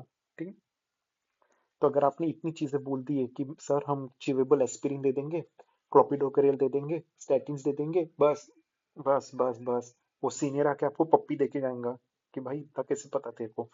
ठीक है, मतलब ऑफ कोर्स इससे भी ज्यादा चीजें याद रखनी जरूरी है, बट ये बेसिक है। इतना अगर आपने बोल दिया अपने इंटरव्यू, सॉरी, अपने सीनियर के सामने, जो अब आपकी इंटर्नशिप लगेंगी, बस खुश हो जाएंगे, वो आपसे बहुत खुश हो जाएंगे, और ये सब देख के फिर मैं उसको कैथ लैब भेजूंगा। बहुत बढ़िया, चुम्मा दे देंगे आपको तो एक। चलो ठीक है, तो ये सब ईसीजी की कहानी थी, आई होप ईसीजी आपको क्लियर हो गया हो। ठीक है, और अनस्टेबल स्टेबल के बारे में भी आपको क्लियर हो गया होगा कि टकीकार्डिया वाला पेशेंट रहा, जैसे पीएसवीटी वाला रहा, वीटी वाला पेशेंट रहा, तो इसमें अपन क्या करते हैं, इसमें अपन ये देते हैं। हाँ, आप बोलेंगे वेंट्रिकुलर फिब्रिलेशन में क्या करने का है। ऑफ कोर्स आप आपने एक सिनेरियो देखा होगा, आपने एक सिनेरियो देखा होगा जहाँ पे सीपीआर देते हैं, है ना, धड़ धड़ धड़ धड़ धड़ धड़ सीपीआर दे रहा, 30:2 की इसमें आप दे रहे हो। सीपीआर देते टाइम पे ऑफ कोर्स एक सीपीआर की बड़ी सी टीम रहती है, 5 से 7 लोगों की टीम रहती है। उसमें से जो एक रहता है, एक सीपीआर देने वाला रहता है, एक ब्रीदिंग देने वाला रहता है, एक सर्कुलेशन के लिए आईवी कैन्युलेशन सिक्योर करता है, एक गाइडेंस के लिए खड़ा रहता है कि आप ये करोगे, आप ये करोगे, आप ये करोगे, मतलब उसको अपन वो मॉनिटर कहते हैं। एक रहेगा जो शॉक देगा, एक रहता है जो शॉक देता है, मतलब 30 सेकेंड्स हो गए, सर को शॉक देने दो, ऐसा वैसा वाला रहता है। और एक कौन रहता है, एक टाइमर वाला रहता है उसमें, जब आप सीपीआर दे रहे हो एक टाइमर वाला रहता है। और कौन कौन रहते हैं उसमें, कुछ ऐसे करके 5-7 लोगों की टीम रहती। ठीक, इन लोगों की टीम रहती। चलो अपन सीपीआर देते, सीपीआर के बाद अपन क्या करते, शॉक देते। क्या सारे पेशेंट्स में शॉक देते, क्या सारे पेशेंट्स में शॉक देते, बिल्कुल नहीं। अपने को देखना रहता है कि कौन शॉकेबल है और कौन नॉन शॉकेबल है, मतलब किनको शॉक देना है और किनको शॉक नहीं देना है, ये भी देना बहुत इंपॉर्टेंट है। ठीक है, मैं इसको जल्दी जल्दी खत्म कर दूंगा, हो सकता है ये भी आपसे पूछ लिया जाए क्योंकि बेसिक है बहुत। ठीक है, शॉकेबल कौन है और नॉन शॉकेबल कौन है, याद रखना। शॉकेबल कौन है, ventricular fibrillation and pulseless ventricular tachycardia. बहुत बहुत बहुत इंपॉर्टेंट है। बहुत बार पूछा जाता है कि शॉकेबल रिदम कौन से है, मतलब जब आप सीपीआर देते टाइम पे जब आप पेशेंट को डिफिब्रिलेटर से अटैच करोगे तो वहां पे ईसीजी चल रही है, तो कौन से ईसीजी को आप शॉकेबल बोलेंगे, कौन से ईसीजी को आप नॉन शॉकेबल बोलोगे।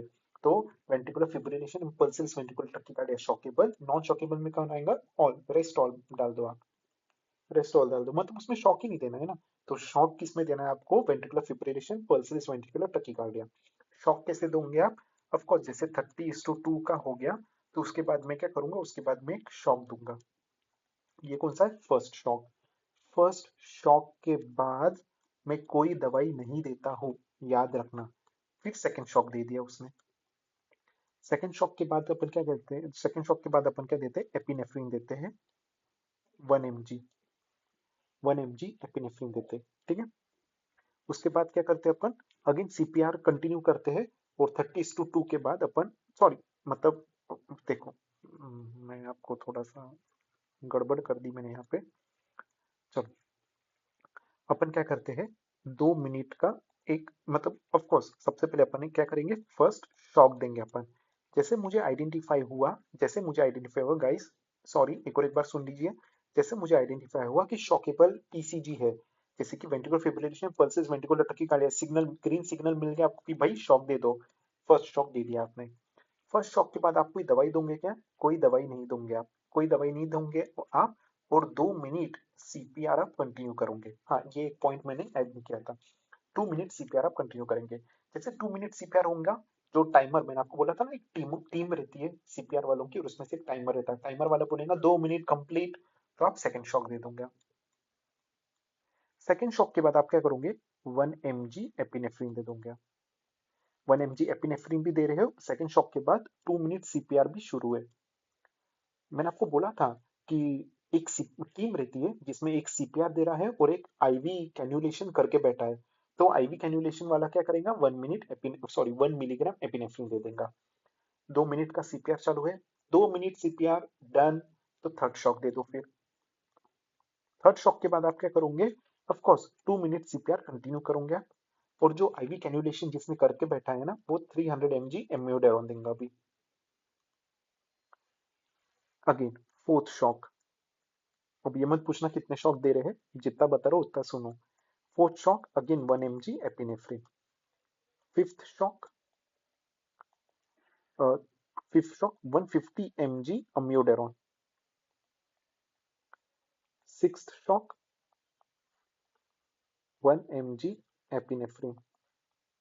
सेवेंथ शॉक कोई ड्रग नहीं। Eighth shock 1 mg epinephrine. अरे सर ये क्या कर दिया सर आपने। तो मैंने इसका तात्पर्य क्या निकाला, मैंने इसका तात्पर्य ये निकाला कि 1 mg एपिनेफ्रिन अल्टरनेट साइकिल में दे रहा हूं मैं। आप लोगों ने नोटिस किया 1 mg एपिनेफ्रिन में अल्टरनेट साइकिल में दे रहा हूँ। जैसे कि यहाँ पे 1 mg एपिनेफ्रिन दिया, नेक्स्ट साइकिल में नहीं दिया। यहाँ पे 1 mg एपिनेफ्रिन दिया, नेक्स्ट साइकिल में नहीं दिया। यहाँ पे 1 mg एपिनेफ्रिन दिया, नेक्स्ट साइकिल में नहीं दिया। तो 1 mg epinephrine always given in alternate cycle, ठीक है। जैसे कि मैंने फर्स्ट शॉक दिया, फर्स्ट शॉक देने के बाद में 2 मिनट सीपीआर देता हूँ, और फर्स्ट शॉक के बाद कभी कोई दवाइयाँ नहीं देते हैं। फर्स्ट शॉक के बाद कोई दवाइयाँ नहीं देते थे। सेकेंड शॉक के बाद 1 mg एपिनेफ्रिन स्टार्ट होगा। थर्ड शॉक के बाद 300 mg अम्योडेरोन। फोर्थ शॉक के बाद 1 mg एपिनेफ्रिन। फिफ्थ शॉक के बाद 150 mg अम्योडेरोन। आप देख सकते हो अम्योडेरोन को उन्होंने आधा कर दिया, और आप देख सकते हो एपिनेफ्रिन अल्टरनेट चल रहा है, दिया नहीं दिया, दिया नहीं दिया, अभी दिया। सिक्स्थ शॉक में 1 mg एपिनेफ्रिन। सेवेंथ शॉक में कुछ भी नहीं, और एथ शॉक में अगेन 1 mg एपिनेफ्रिन, ठीक। तो समझ गए कुछ इस तरह से अपना साइकिल चलती है, ठीक है। और जैसे अगर पेशेंट रिस्पॉन्सिव हो गया, जैसे कि रिटर्न हो गया, ROCS हो गया, return of continuous, return of ROSC, return of spontaneous circulation हो गया, तो उसके बाद अपन दूसरा स्टेप लेते हैं, ठीक है। तो आई होप ये सब आपको समझ में आ गया हो। ये सब पॉइंट्स इंपॉर्टेंट थे, सीपीआर वाले भी पॉइंट्स भी। ओके, जैसे कि ये एक पेशेंट है, इसका ये एक ईसीजी है, ठीक है। ईसीजी तो मेरे को ठीक लग रहा है, लेकिन मेरे को सेक्सी पॉइंट कहाँ पे मिल रहा है? मुझे सेक्सी पॉइंट कुछ इस तरफ मिल रहा है। आप देख सकते हो कितना डीप चले गया है, डीप चले गया है। कुछ यहाँ पे सेक्सी पॉइंट्स दिख रहे हैं मेरे को, ठीक है। तो इसको मैं कैसे पहचानूंगा? इसको मैं कैसे पहचानूंगा क्या कि ये क्या है? मैं आपको अभी बता रहा हूँ, इसके बाद आपको अगर इन फ्यूचर जब भी ऐसे कोई ईसीजी आ जाएंगे, गारंटी बोलता हूँ मैं, 1 सेकेंड लगेगा आपको ईसीजी डायग्नोस करने के लिए। ये वाली 1 सेकेंड लगेगा। आप ये वाली वीडियो एक और एक बार देखना, ईसीजी बहुत ईजी तरीके से मैंने आपको करा दिया है, ठीक है। चलो, सबसे पहली बात तो ये एक डीप के तरफ जा रहा है, तो ये क्या है? डीप क्यू है या एस है? ऑफ कोर्स आर तो डीप नहीं होता है, क्योंकि आर एक पहाड़ है, तो आर नहीं। तो ये क्या चीज है? सबसे पहले मैंने आपको क्या समझाया था? स्टार्टिंग में मैंने आपको ये समझाया थी, सबसे पहले आप पी वेव देखोगे, उसके बाद पी के बाद क्या आता है? क्यू आता है। लेकिन क्यू क्या होता है? निगेटिव। मुझे नेगेटिव तो नहीं दिख रहा है यहाँ पे कोई। पी के बाद मुझे क्या दिख रहा है? एक ऊपर की तरफ जाती हुई चीज दिख रही। जो भी क्यू आर, इसमें जो भी चीज ऊपर की तरफ जा रही है उसको मैं आर कहता हूँ। और आर के बाद क्या आता है? आर के बाद एस, तो ये हो गया मेरा डीप एस। खत्म बात। डीप एस, ठीक है। चलो, जैसे कि आप यहाँ पे देख सकते हो, यहाँ पर आप जैसे कि देख सकते हो, ये सबसे डायरेक्ट ऊपर जा रहा है। जो भी चीज ऊपर जाती है उसको मैं आर, तो इसको मैं टॉल आर कह सकता हूँ, ठीक। इस तरह से ये सिनेरियो होता है, ठीक है। चलो, अभी अपन एक क्राइटेरिया पढ़ते हैं जिसका नाम है Sokolow Lyon criteria. Sokolow Lyon criteria for left ventricular hypertrophy. चलो, take the deepest S wave from V1 V2। V1 V2 में से मुझे डीपेस्ट एस वेव लेना है। मुझे क्या लेना है? Deep S wave from V1 V2। मैंने ले लिया V2 का डीप एस वेव ले लिया मैंने। Take the largest R wave from V5 V6। V5 V6 में से V5 V6 में से मुझे लार्जेस्ट आर वेव लेना है, तो मैंने इसका आर ले लिया, इसका आर लिया, ठीक है। तो मैंने क्या किया? यहाँ पे मैंने डीप एस लिया फ्रॉम V1 या फिर V2। मैंने टॉल आर लिया फ्रॉम V5 V6 लिया मैंने, और कैलकुलेट किया मैंने boxes. One box carry 5 mm। मैंने क्या किया? उसके बाद बॉक्स कैरी किया, बॉक्स को काउंट किया। एक बॉक्स कितना कैरी करता है? 5 mm। लेकिन अगर 35 mm से ज्यादा हो जाए तो उसको मैं लेफ्ट वेंट्रिकुलर हाइपरट्रोफी कहूंगा। मतलब मुझे नहीं समझा क्या हुआ? बॉक्स, ये क्या होता है बॉक्स? मतलब मेरा कहने का मतलब क्या है? जो एक बॉक्स है, जो एक बॉक्स है उसको मैं कहता हूँ 5 mm, ठीक है। तो चलो देख लेते हैं अपन कितने बॉक्स है अपने पास। एक बॉक्स, दो बॉक्स, तीन बॉक्स, चार बॉक्स, पांच बॉक्स, छह बॉक्स, आधा, और ये थोड़ा आधा, तो 7 बॉक्स। तो डीप एस कितने हैं? 7 बॉक्स है।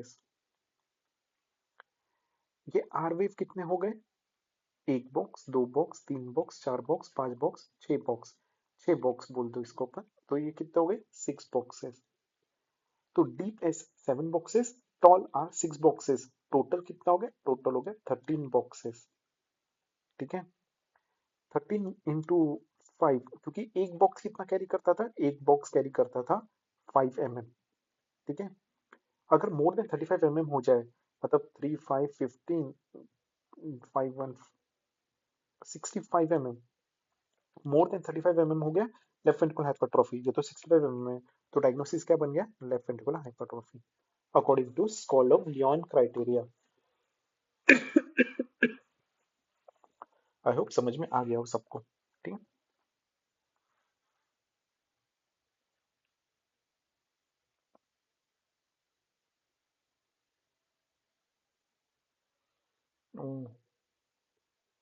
विराट कोहली का? नहीं, है 23 पे खेल रहा है। चलो ठीक है, ओके।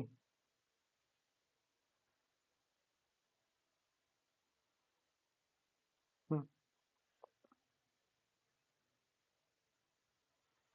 ठीक है। तो ये था मेरा लेफ्ट वेंट्रिकुलर हाइपरट्रोफी के बारे में। चलो आगे बढ़ते हैं नेक्स्ट।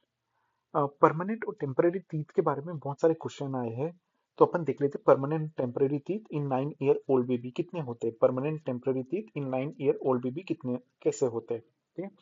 उसके पहले तो मुझे इतनी बातें याद रखना है कि 6 से 11 साल के बच्चों में कितने टीथ होते हैं, उनको होते हैं 24 दांत होते हैं।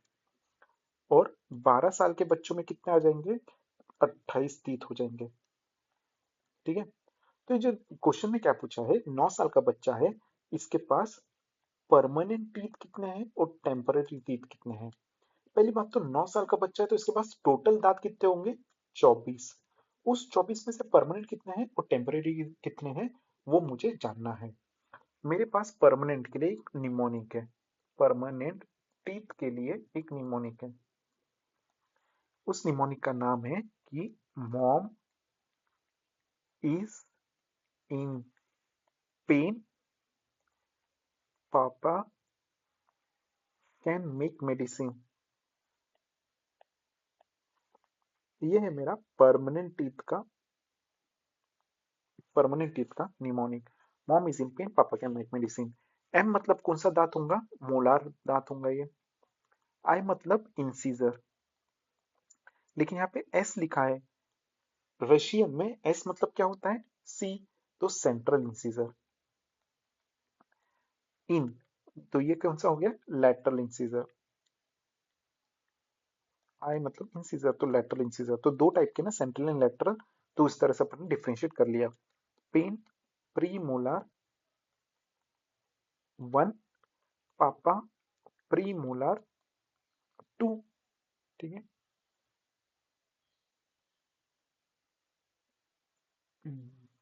प्री मोलार 1, प्री मोलार 2,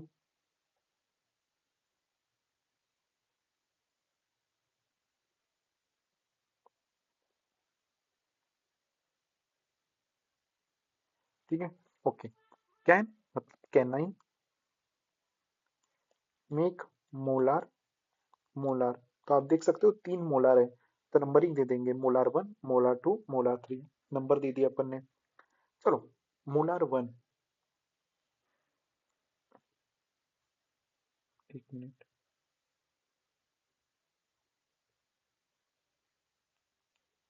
चलो, तो ये दांत किन में आ जाते हैं, 6 साल के बच्चों में molar 1, 7 year, 8 year, 9 year, 10 year, 11 year, 12 year, 17 year. बस आपको नंबरिंग देना था, इसके बाद क्या करना है, नंबरिंग। अब ये लोग पूछ रहे हैं कि 9 साल के बच्चे में कितने परमानेंट टीथ होंगे। 9 साल के बच्चे में क्या रहेगा, मोलार 1 रहेगा, सेंट्रल इंसीजर, लेटरल इंसीजर और प्री मोलार 1 रहेगा। तो 9 साल के बच्चे में कितने परमानेंट टीथ हो गए, 4 हो गए, 4 परमानेंट टीथ। लेकिन ये तो बस एक क्वाड्रेंट का है, ये तो बस एक क्वाड्रेंट का है। अब आपको पता है मेरा जो जबड़ा है, मेरा जो दांत है, ऐसे 4 क्वाड्रेंट में डिवाइडेड है ना, 4 क्वाड्रेंट में डिवाइडेड है मेरे दांत। जैसे कि, सॉरी, जैसे कि यहाँ पे central incisor, lateral incisor, canine, premolar, molar, ऐसा करके है ना। वैसे यहाँ पे भी central incisor, lateral incisor, canine, ऐसा है। तो एक क्वाड्रेंट में कितना है, एक क्वाड्रेंट में 4 दांत है, क्योंकि 1, 2, 3, 4, 4 दांत है। तो वैसे 4 क्वाड्रेंट में कितने होंगे, 16, ठीक है। तो 16 हो गए मेरे परमानेंट टीथ। 6 साल के बच्चे, सॉरी, 9 साल के बच्चे में कितने टोटल टीथ थे, 24 टीथ थे। उसमें से परमानेंट कितने ले गया, 16। टेम्परेरी कितने बच गए, 8। तो परमानेंट एंड टेम्परेरी कितने बच बन गए, 16 एंड 8, ठीक है, 16 एंड 8। इस तरह से अपन ने सॉल्व किया ये वाला क्वेश्चन। आगे बढ़ते हैं, चलो। ये वाला एक क्वेश्चन आ सकता है कि कितना दूध देते हो आप, given to a term baby weighing 300 mg in first 24 hours. Question क्या पूछा गया है कि फर्स्ट 24 आवर्स में 3 किलो का बच्चा है, उसको आप कितना दूध दोगे आप। हमेशा याद रखना, जब भी अगर मोर देन 1.5 kg का बच्चा रहा तो डे 1 में मैं कितना दूंगा, और अगर लेस देन 1.5 kg का बच्चा रहा तो डे 1 में मैं कितना दूंगा। सिंपल सा लॉजिक है कि ये मोर देन 1.5 kg मतलब हेल्दी बच्चा है। हेल्दी बच्चे को इतने दूध की जरूरत नहीं है, नहीं, थोड़ा कम भी दिए चल जाएगा, ठीक है, ठीक ठीक नॉर्मल दिए। जैसे कि अपन ने दिया 60 ml पर केजी दिया तो भी चल जाएगा, लेकिन अगर लेस देन 1.5 केजी मतलब ये इसका लो वेट है, लो वेट है तो इसको ज्यादा दूध देना पड़ेगा। तो ज्यादा दूध कितना देंगे अपन, 80 ml पर केजी देंगे अपन। ठीक है, बच्चा कितना है, 3 किलो का, मतलब मोर देन 1.5 केजी, तो 3 किलो का है तो इसमें अपन दूध कितना देंगे, 80 ml पर केजी। 80 ml पर केजी तो कितना किलो है, 3 किलो है, तो 80 इंटू थ्री इज 8324, 240 ml देंगे अपन इसको, 240 ml देंगे अपन इसको। ठीक है, अभी क्वेश्चन इस तरह से नहीं आते कि कितना दूध दूंगे आप 24 आवर्स में, कितना दूध दूंगे आप। अभी वो लोग पूछते हैं कि पर फीड कितना दोगे आप, है इसका मतलब पर फीड, ये तो नहीं समझा मुझे। चलो अभी अपन क्या करते हैं, ये जो 240 ml है ना, ये अपने को 2 आवर के गैप में देना रहता है। 240 ml क्या है, अपने को 2 आवर के गैप में देने का है। मतलब अभी आपने 2 बजे दिया, मम्मी ने 2 बजे दिया तो 4 बजे देंगी नेक्स्ट वाला जो है, फिर 4 बजे के बाद 6 बजे देंगी। ठीक है, और ऐसा पूरा ये जो है 240 ml, ये पूरा एक दिन में खत्म करना है, एक दिन में, ये पर फीड नहीं है। मतलब एक ही शॉट में आप 240 ml चढ़ा पिला दोगे, ऐसा नहीं है, ये एक दिन में आपको 240 ml खत्म करना है।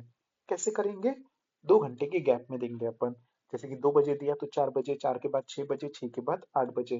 तो एक बताइए कि मतलब इस हिसाब से मम्मी जो है एक दिन में कितने फीड दे रही है, 2 आवर के गैप में दे रही है, मतलब 24 घंटे में, दो घंटे के गैप में देंगी तो कितनी फीड देंगी वो, 12 फीड देंगी। क्योंकि 2 बजे एक दिया, 4 बजे एक दिया, 6 बजे एक दिया, 8 बजे एक दिया, 10 बजे एक दिया, ऐसा करके वो 24 घंटे में दो दो घंटे के गैप में दे रही है, तो 12 फीड हुए। तो 240 जो है ये टोटल है, कितना है, 12 फीड दे रही है, तो कितना हो गया, 20 ml।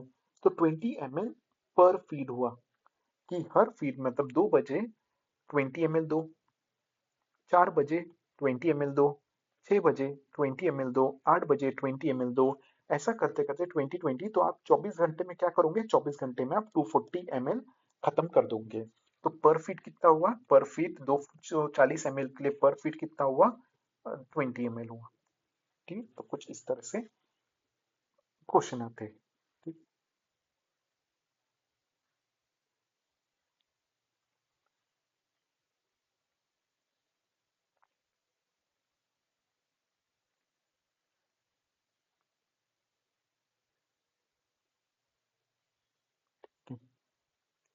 ओके, ठीक है गाइस, तो कुछ इस तरह से, आई होप आपको समझ गया होगा, नहीं समझा तो पूछ लेना। नीचे डिस्क्रिप्शन बॉक्स में एक वो रहेगा, लिंक रहेगा, वो लिंक के थ्रू मुझे पूछ लेना कि ये नहीं समझा था मेरे को। ठीक है, ओके, नेक्स्ट आगे बढ़ते हैं।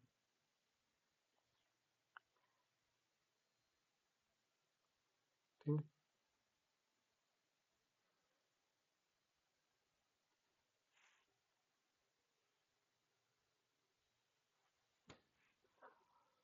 ओके गाइस, ठीक है, चलो आगे बढ़ते हैं।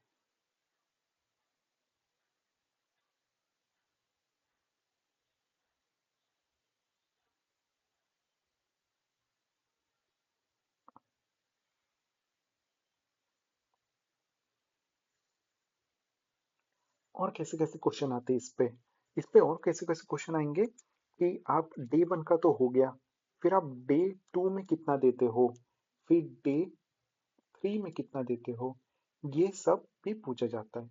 ये सब भी पूछा जाता है कि डे 2 में कुछ नहीं करने का है आपको, बस 20 बढ़ाने का है, कि 60 का 60 प्लस 20 80 ml पर केजी, डे 2 में 80 देंगे, डे 3 में क्या करेंगे, 100 ml पर केजी दे दूंगे आप। ठीक है, तो कुछ कुछ इस तरह से बढ़ते चले जाएगा, इस तरह से कुछ बढ़ते चले जाएगा।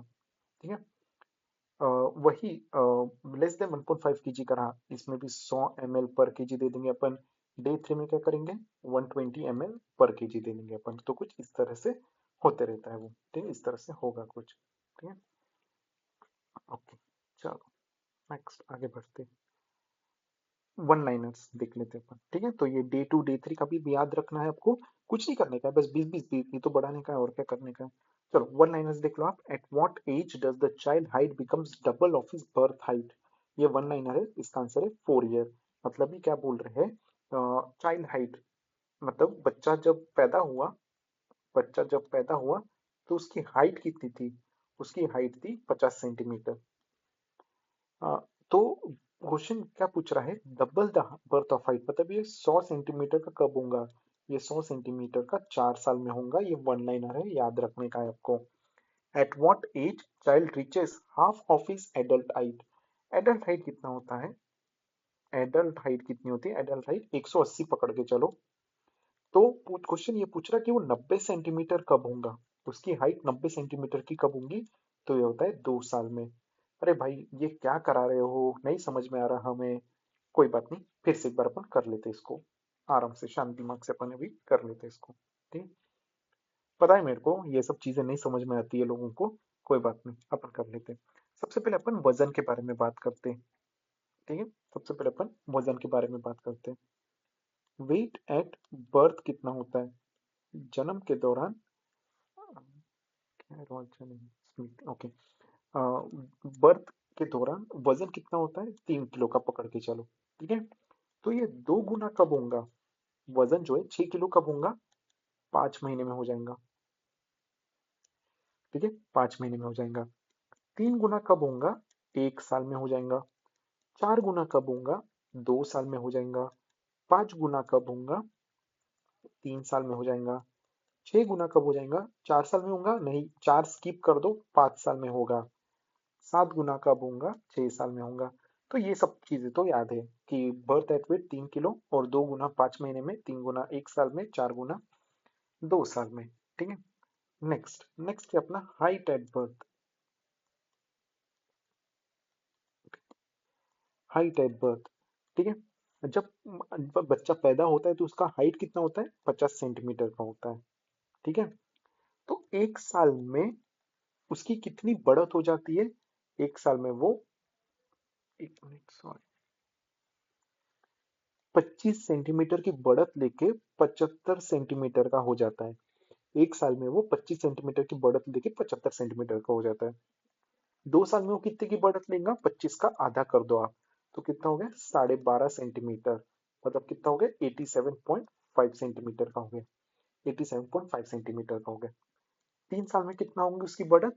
मतलब 12.5 की बढ़त हुई थी पिछले साल, अभी उसका और आधा कर दो, तो 6.25 सेंटीमीटर की वो बढ़त लेगा। तो कितना हो गया? वो अप्रोक्स 93.75 कुछ ऐसा पकड़ लो। ठीक है, 4 साल में अगेन वो कितने की बढ़त लेगा? 6.25 का हाफ करोगे? नहीं, उतना ही रखो, 6.25 सेंटीमीटर ही रखो, तो हो गया 100 सेंटीमीटर। तो क्वेश्चन क्या पूछा था कि जब वो पैदा हुआ था तो 50 सेंटीमीटर का था, तो अपना डबल हाइट का कितना होगा? 100 सेंटीमीटर का कब होगा? 100 सेंटीमीटर का वो 4 साल में हो जाएगा। 4 साल में वो 100 सेंटीमीटर हो जाएगा। ठीक है, मतलब डबल हाइट का हो जाएगा। तो ये क्वेश्चन पूछा जाता है। ठीक है, तो ये एक बार देख लेना सब लोग, इजी है। नॉर्मल बर्थ वेट कितना होता है? 3 kilo. Low birth weight less than 2.5, very low birth weight less than 1.5, और एक्सट्रीमली लो होता है लेस देन 1 किलोग्राम। ठीक है,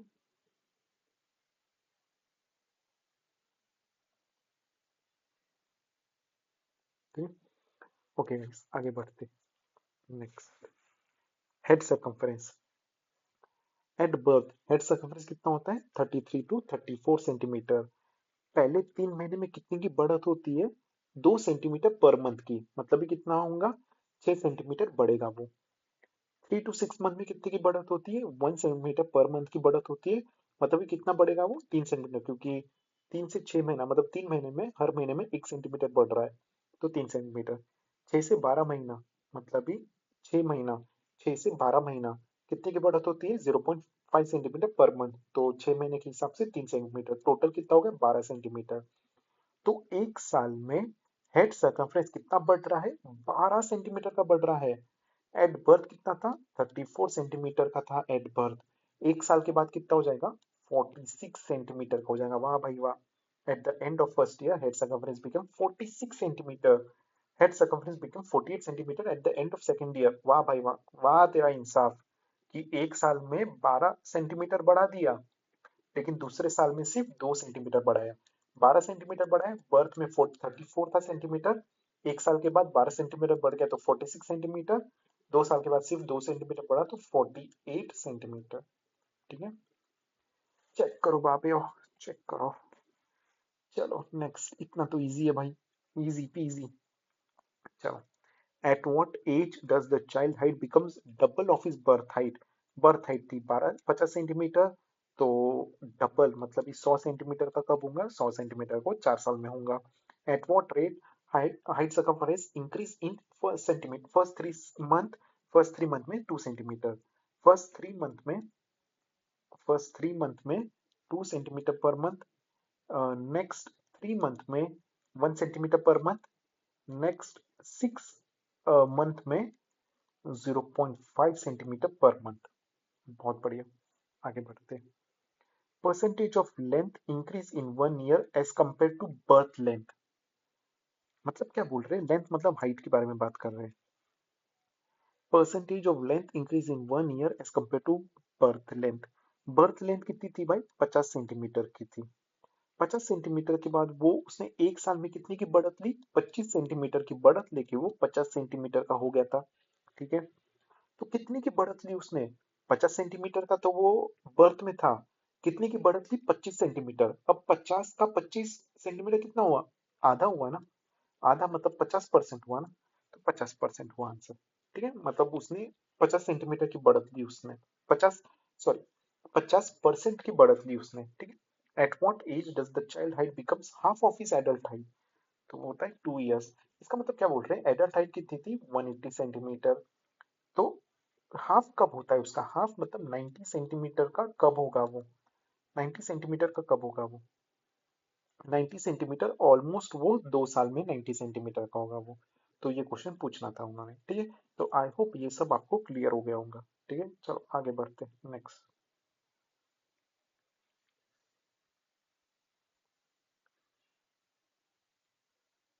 oh shit, Virat Kohli out.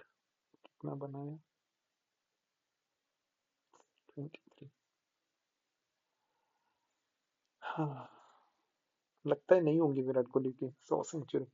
Next है अपना माल nutrition.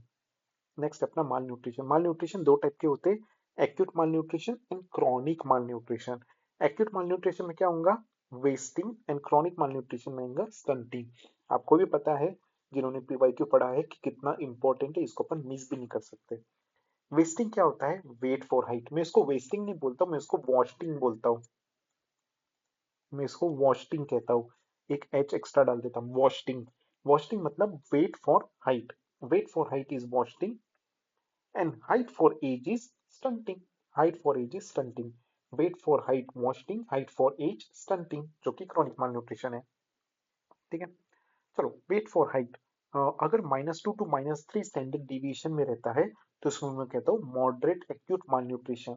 Moderate acute mall nutrition. And less than -3 standard deviation रहा, तो मैं उसको कहूंगा सीवियर एक्यूट माल न्यूट्रिशन। मैं उसको क्या कहूंगा? सीवियर एक्यूट माल न्यूट्रिशन। ठीक है, तो मॉडरेट एक्यूट माल न्यूट्रिशन पढ़ो ना, वॉस्टिंग। तो मॉडरेट वर्सेस सीवियर। मॉडरेट क्या होता है? -2 to -3 standard deviation is moderate, less than -3 is severe deviation. Severe acute mall nutrition. Less than -3 मतलब कितना होगा? लेस देन -3 मतलब -3.1, -3.2, -3.3। अब ये मत बोलना कि सर 3 तो और 3.1 तो ज्यादा बड़ा हो गया ना, तो ये लेस देन कैसे हुआ? मार खाओगे 1 नंबर के। माइनस की बात हो रही है, तो -3.1 छोटा हुआ 3 से।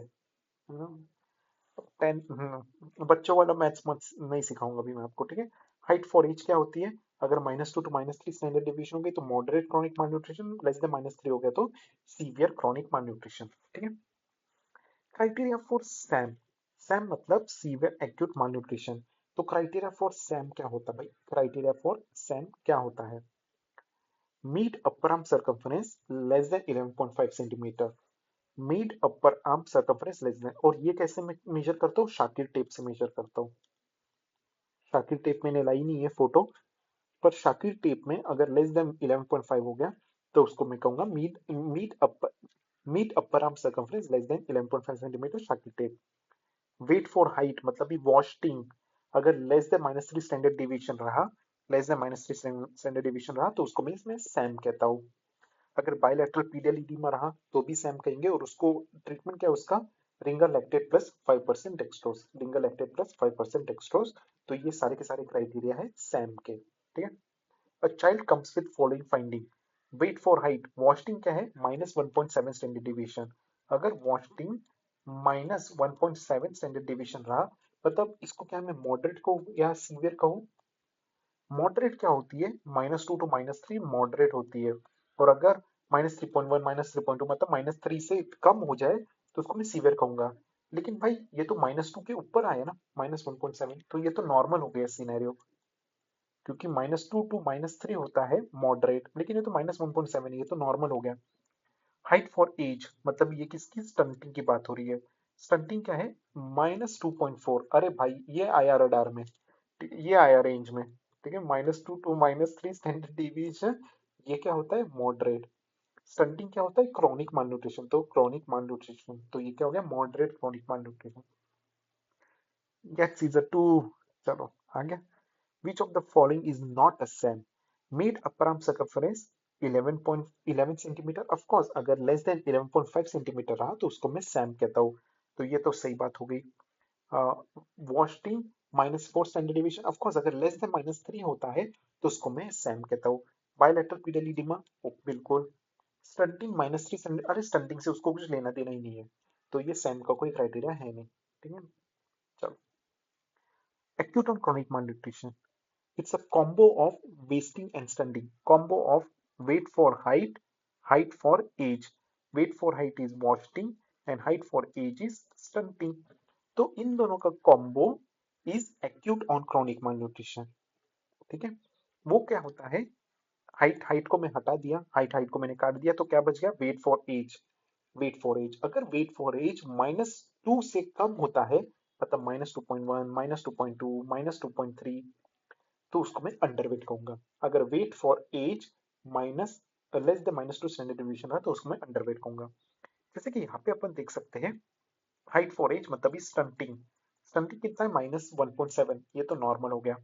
वेट फॉर हाइट वॉस्टिंग -2.4 हो गया, तो इसको मैं कहूंगा मॉडरेट एक्यूट malnutrition।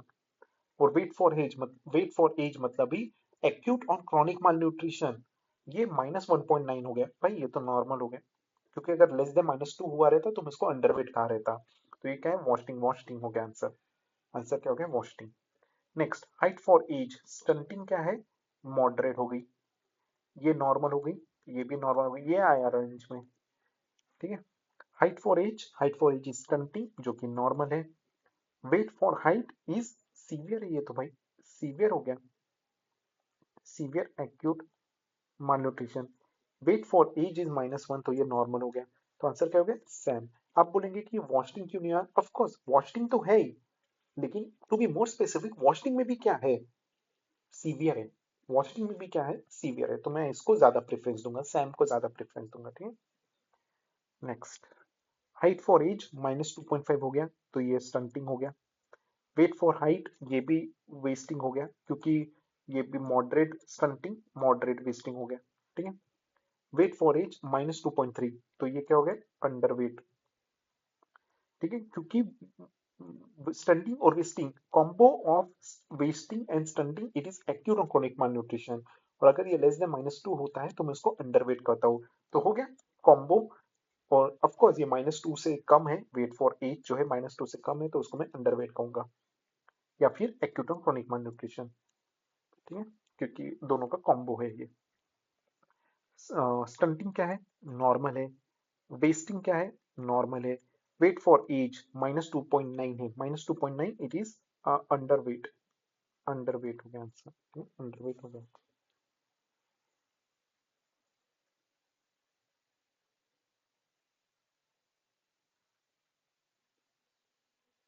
एक minute guys.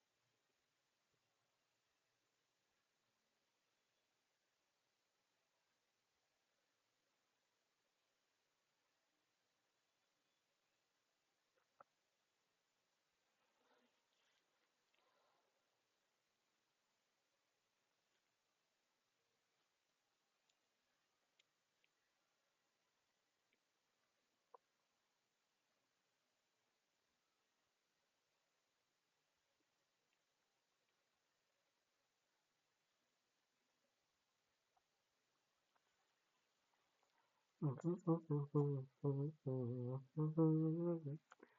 क्वाशिरकर and marasmus.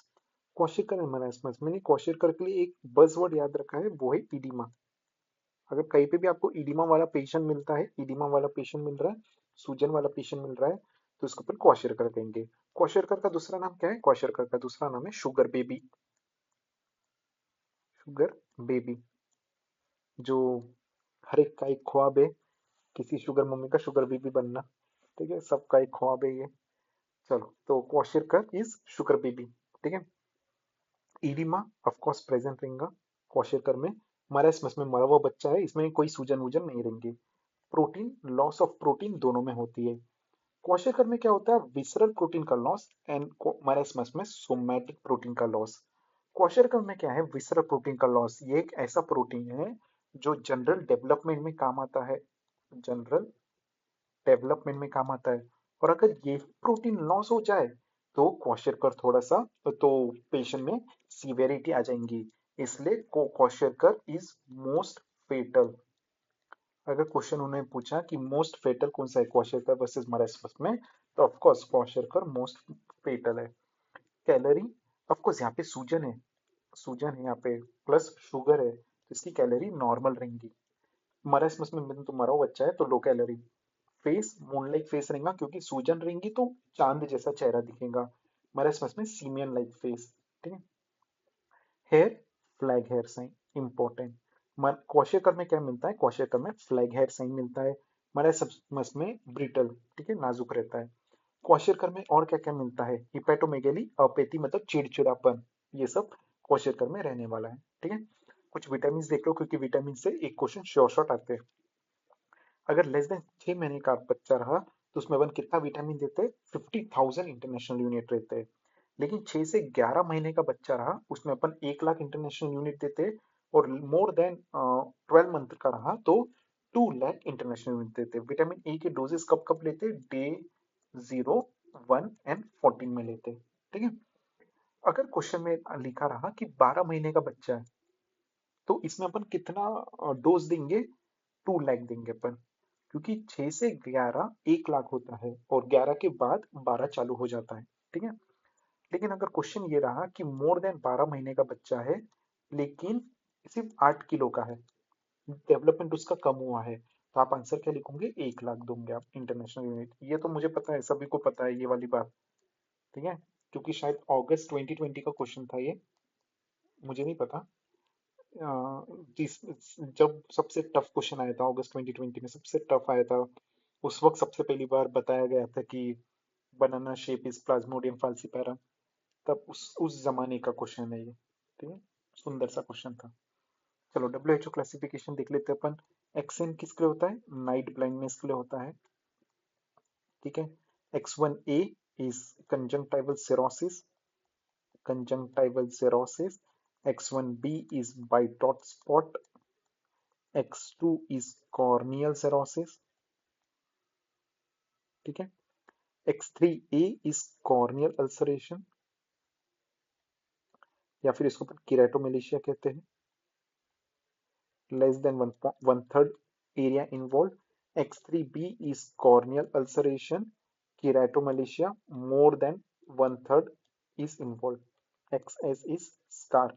Question क्या क्या पूछा जाता है कि ट्रीटेबल कब तक के, रिवर्सिबल कब तक के हैं?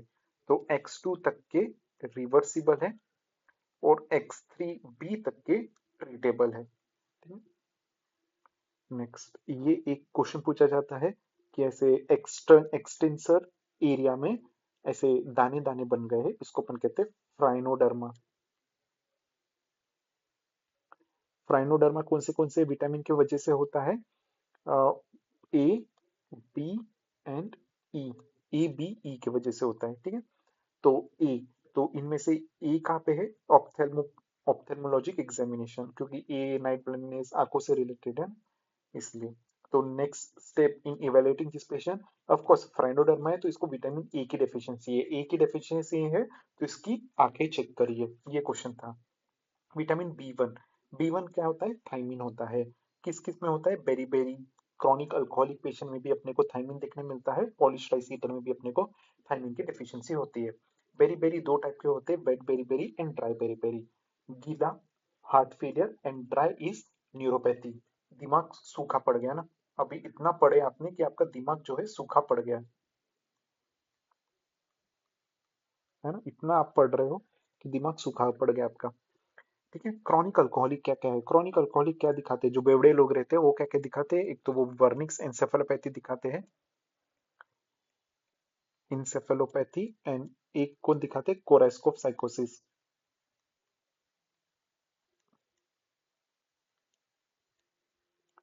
वर्निक्स एंसेफेलोपैथी एंड कोरेस्कोप साइकोसिस डिफरेंशिएट कैसे करेंगे, on the basis of sine and symptoms.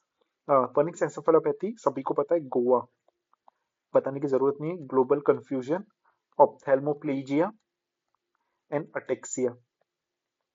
ऑप्थेल्मोप्लेजिया में भी ऑप्थेल्मोप्लेजिया में भी कौन सी प्रॉब्लम आती है, याद रखना है आपको, ऑप्थेल्मोप्लेजिया में किसकी प्रॉब्लम आती है उसको, मतलब आंखों का भी एक प्रॉब्लम आता है, क्या था वो, एन से कुछ तो भी था, मैं भूल गया अभी। ऑप्थेल्मोप्लेजिया, न्यूरो,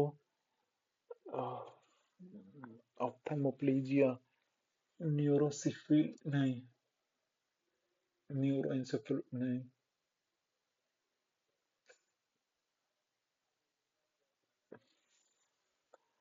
ऑप्थेल्मोप्लेजिया एक स्पेसिफिक आता है, न्यूरोपैथी नहीं।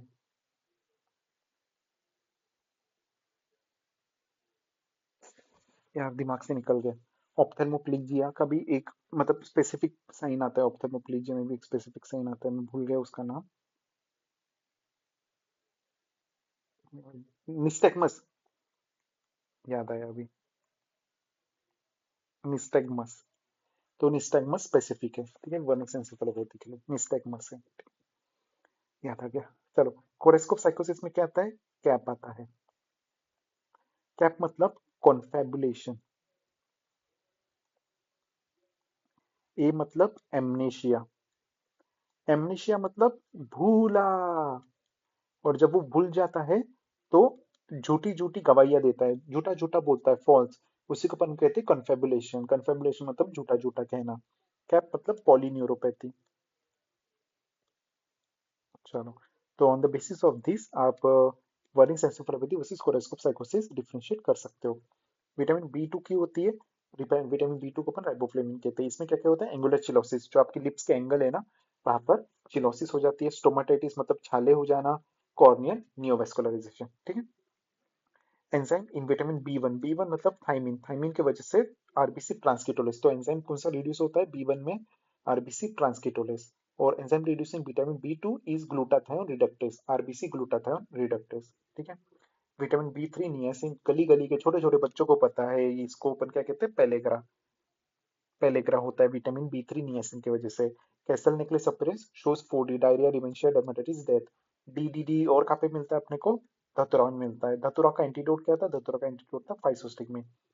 फाइसोस्टिगमिन कहाँ कहाँ पे यूज होता है, एबीडी विलियर में, अट्रोपिन बेलाडोना धतुरा में यूज होता है। चलो आगे बढ़ते हैं। ट्रिप्टोफैन का कन्वर्जन होता है नियासिन में, बिल्कुल, in the presence of vitamin B six. लेकिन अगर विटामिन बी सिक्स की डेफिशिएंसी हो जाए तो ट्रिप्टोफैन नियासिन में कन्वर्ट नहीं होगा और हेंस बी थ्री की डेफिशिएंसी हो जाएंगी। तो विटामिन बी सिक्स की डेफिशिएंसी होना भी नियासिन को इंडिकेट करता है, ठीक है। और किस किस की वजह से नियासिन की डेफिशिएंसी होती है, जब आप बहुत ज्यादा मेज रिच डाइट खाते हो तो तब भी आपको नियासिन की डेफिशिएंसी पेलेग्रा होता है, क्योंकि मेज रिच डाइट खाने से क्या होगा, आपके ट्रिप्टोफैन घट जाएंगे, ल्यूसिन बढ़ जाएगा। अगर आपका ट्रिप्टोफैन बढ़ गया तो नियासिन भी घट जाएगा ना, सॉरी ट्रिप्टोफैन घट गया तो नियासिन भी घट जाएगा, जिसकी वजह से ये सब प्रॉब्लम आने वाले हैं। कार्सिनोइड सिंड्रोम, कार्सिनोइड सिंड्रोम में क्या होता है, कार्सिनोइड सिंड्रोम में क्या होता है, सेरोटोनिन का प्रोडक्शन बढ़ जाता है। सेरोटोनिन प्रोडक्शन मतलब 5-HIAA, 5-HIAA जो सेरोटोनिन होता है उसका प्रोडक्शन बढ़ जाता है। ट्रिप्टोफैन का कन्वर्जन किसमें होता है, नियासिन में और सेरोटोनिन में। अगर कार्सिनोइड सिंड्रोम में सेरोटोनिन बढ़ रहा है तो ट्रिप्टोफैन अपना पूरा काम सेरोटोनिन में लगा देगा बढ़ने में, और नियासिन को क्या करेगा, वो निग्लेक्ट कर देगा। अगर नियासिन को निग्लेक्ट करता है तो है पेलेग्रा हो गया। हार्ट नर्व डिजीज क्या होती है, हार्ट नर्व डिजीज इसमें deficiency of neutral amino acid होती है, और वो कौन है neutral amino acid, tryptophan. Tryptophan is neutral amino acid, और ट्रिप्टोफैन की डेफिशिएंसी होगी तो ऑफ कोर्स पेलेग्रा हो जाएगा। डेफिशिएंसी ऑफ बी सिक्स, क्योंकि बी सिक्स एक कन्वर्जन का काम करता है, ठीक है। नेक्स्ट, विटामिन B5 मेरी उंगलियों में पांच, मेरे पैरों में 5 उंगलियां हैं तो burning foot syndrome. Vitamin B6 is pyroxene. Vitamin B6 किसकी वजह से होता है? आइसोनियाजेड की वजह से होता है। B6 डेफिशिएंसी के वजह से क्या क्या होता है? नियोनेटल सीजर्स होते हैं और सिरोब्लास्टिक एनीमिया में होता है। B7 biotin deficiency causes due to eating of raw egg के वजह से होता है, जिसकी वजह से अपने को हेयर फॉल भी होता है। ठीक है, रॉ एग में एविडिन रहता है और रॉ एग खाने से क्या होता है? हेयर फॉल होता है। ठीक है, डेप्सोन रोज लेने के वजह से भी, डेप्सोन रोज लेने के वजह से भी अपने को हेयर फॉल होता है। ये ट्रू स्टेटमेंट नहीं है, ये सार्केस्टिकली मैं बोल रहा हूँ। अगर आपने पुराने वाले वीडियोस देखे होंगे तो आपको समझ जाएगा मैं क्या बोलना चाहता हूँ। ठीक है, कि डेप्सोन रोज लेने से हेयर फॉल क्यों होता है। ठीक है, आपको समझ जाएगा अगर मैं पुराना वाला। ठीक है, चलो आगे बढ़ते आगे बढ़ते आगे बढ़ते। सब इंपॉर्टेंट था। मेगालोब्लास्टिक एनीमिया देख लो आप, विदाउट न्यूरोलॉजिकल प्रॉब्लम तो B9 की डेफिशिएंसी, क्योंकि मेगालोब्लास्टिक एनीमिया दो होते हैं ना, B9 B12। Without neurological problem B9 की deficiency, with neurological problem B12 की डेफिशिएंसी। B12 अपने को कहाँ पे मिलता है? जो वीगन डाइट करते हैं, जो वीगन के जो वीगन डाइट करते हैं उनमें B12 की डेफिशिएंसी होती है। ठीक है, ठीक है, चलो।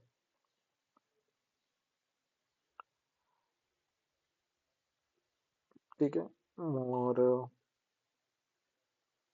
हाँ, यूरिन में मिथाइल मेलोनिक एसिड नॉर्मल रहेगा B9 में, वेरस B12 में मिथाइल मेलोनिक एसिड बढ़ जाएगा। ठीक है, B12 में मिथाइल मेलोनिक एसिड बढ़ जाएगा यूरिन में। ठीक है, एक और एक क्वेश्चन आपको पूछना है मुझसे, मुझे आपसे पूछना है कि अगर मुझे बताइए आप, क्या बताएंगे आप मुझे, कैसे पूछूं आपसे। हम्म, अगर मैंने टर्मिनल इलियम कट कर दिया तो किस चीज की डेफिशिएंसी होंगी? B12 की डेफिशिएंसी हो जाएंगी। ठीक है, IDBI याद रखना है आपको। आईडीबीआई मतलब आयरन का एब्जॉर्प्शन कहाँ पे होता है? डिओडेनम में होता है। आईडीबीआई बैंक सभी को पता होगा। और B12 का एब्जॉर्प्शन कहाँ पे होता है? वो होता है आपका इलियम, मतलब टर्मिनल इलियम। इसलिए इलियम अगर आपने काट दिया तो B12 की डिफिशियंसी हो जाएगी। ठीक है, क्वेश्चन ये भी पूछा जाता है कि कौन से क्वेश्चन पूछे जाएंगे इस पे।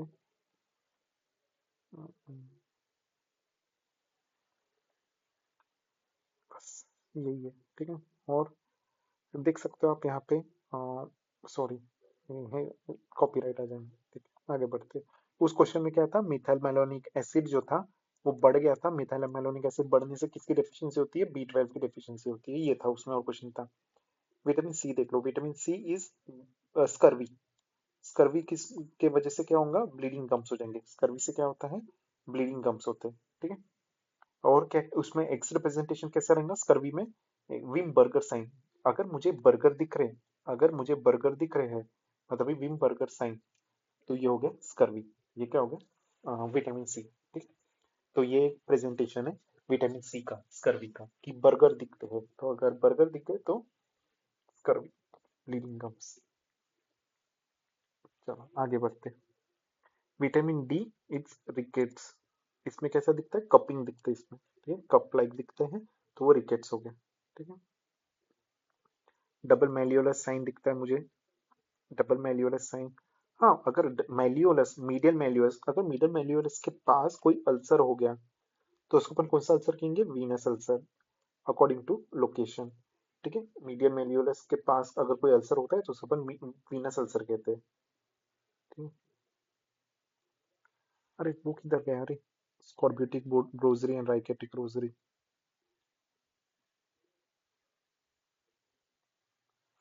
एक होता है स्कॉर्बियोटिक रोजरी एंड राइकेटिक रोजरी। एक मिनट रुकिए,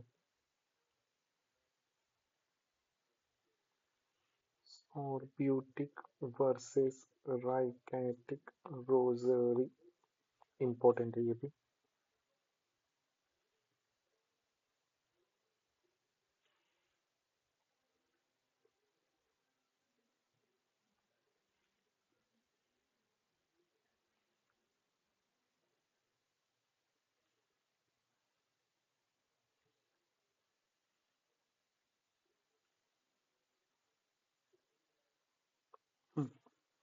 जैसे राइकेटिक रोजरी किसमें मिलता है मुझे, रिकेट्स में मिलता है, ठीक है।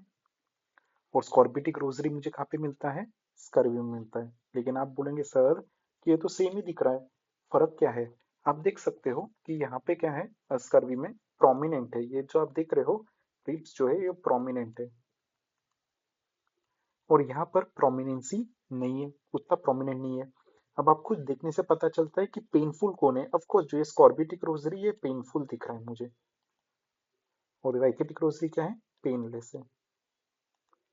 तीसरी बात, याद कैसे करेंगे कि स्कॉर्बिटिक रोजरी स्कर्वी में दिखता है एस फॉर एस, राइकेटिक रोजरी रिजरी में दिखता है आर फॉर आर। पेनफुल और पेनलेस अपन कैसे पहचानेंगे, और क्वेश्चन यही पे आता है। Scurvy, scurvy rhymes with scorpion, और अगर आपको स्कॉर्पियन ने काटा तो क्या होगा, पेन होगा, ठीक है। तो कुछ इस तरह से आप याद कर सकते हो। चलो भाई अभी के लिए मैं इतना ही रखता हूँ, थक गया हूँ मैं थोड़ा सा, ठीक है, सुबह से बाहर गया था मैं। चलो अभी अपन यहीं पे रखते थे, मैं इवनिंग में और एक जल्दी से रिकॉर्ड करके जल्दी से अपलोड कर दूंगा ताकि आप लोग देख सके, ठीक है। तो गाइस बाय बाय, मिलते हैं, ठीक है। प्लीज लाइक कर देना, प्लीज लाइक कर देना, प्लीज बोल रहा हूँ मैं, कमेंट कर देना, प्लीज कमेंट कर देना, और सब्सक्राइब कर देना, ठीक है।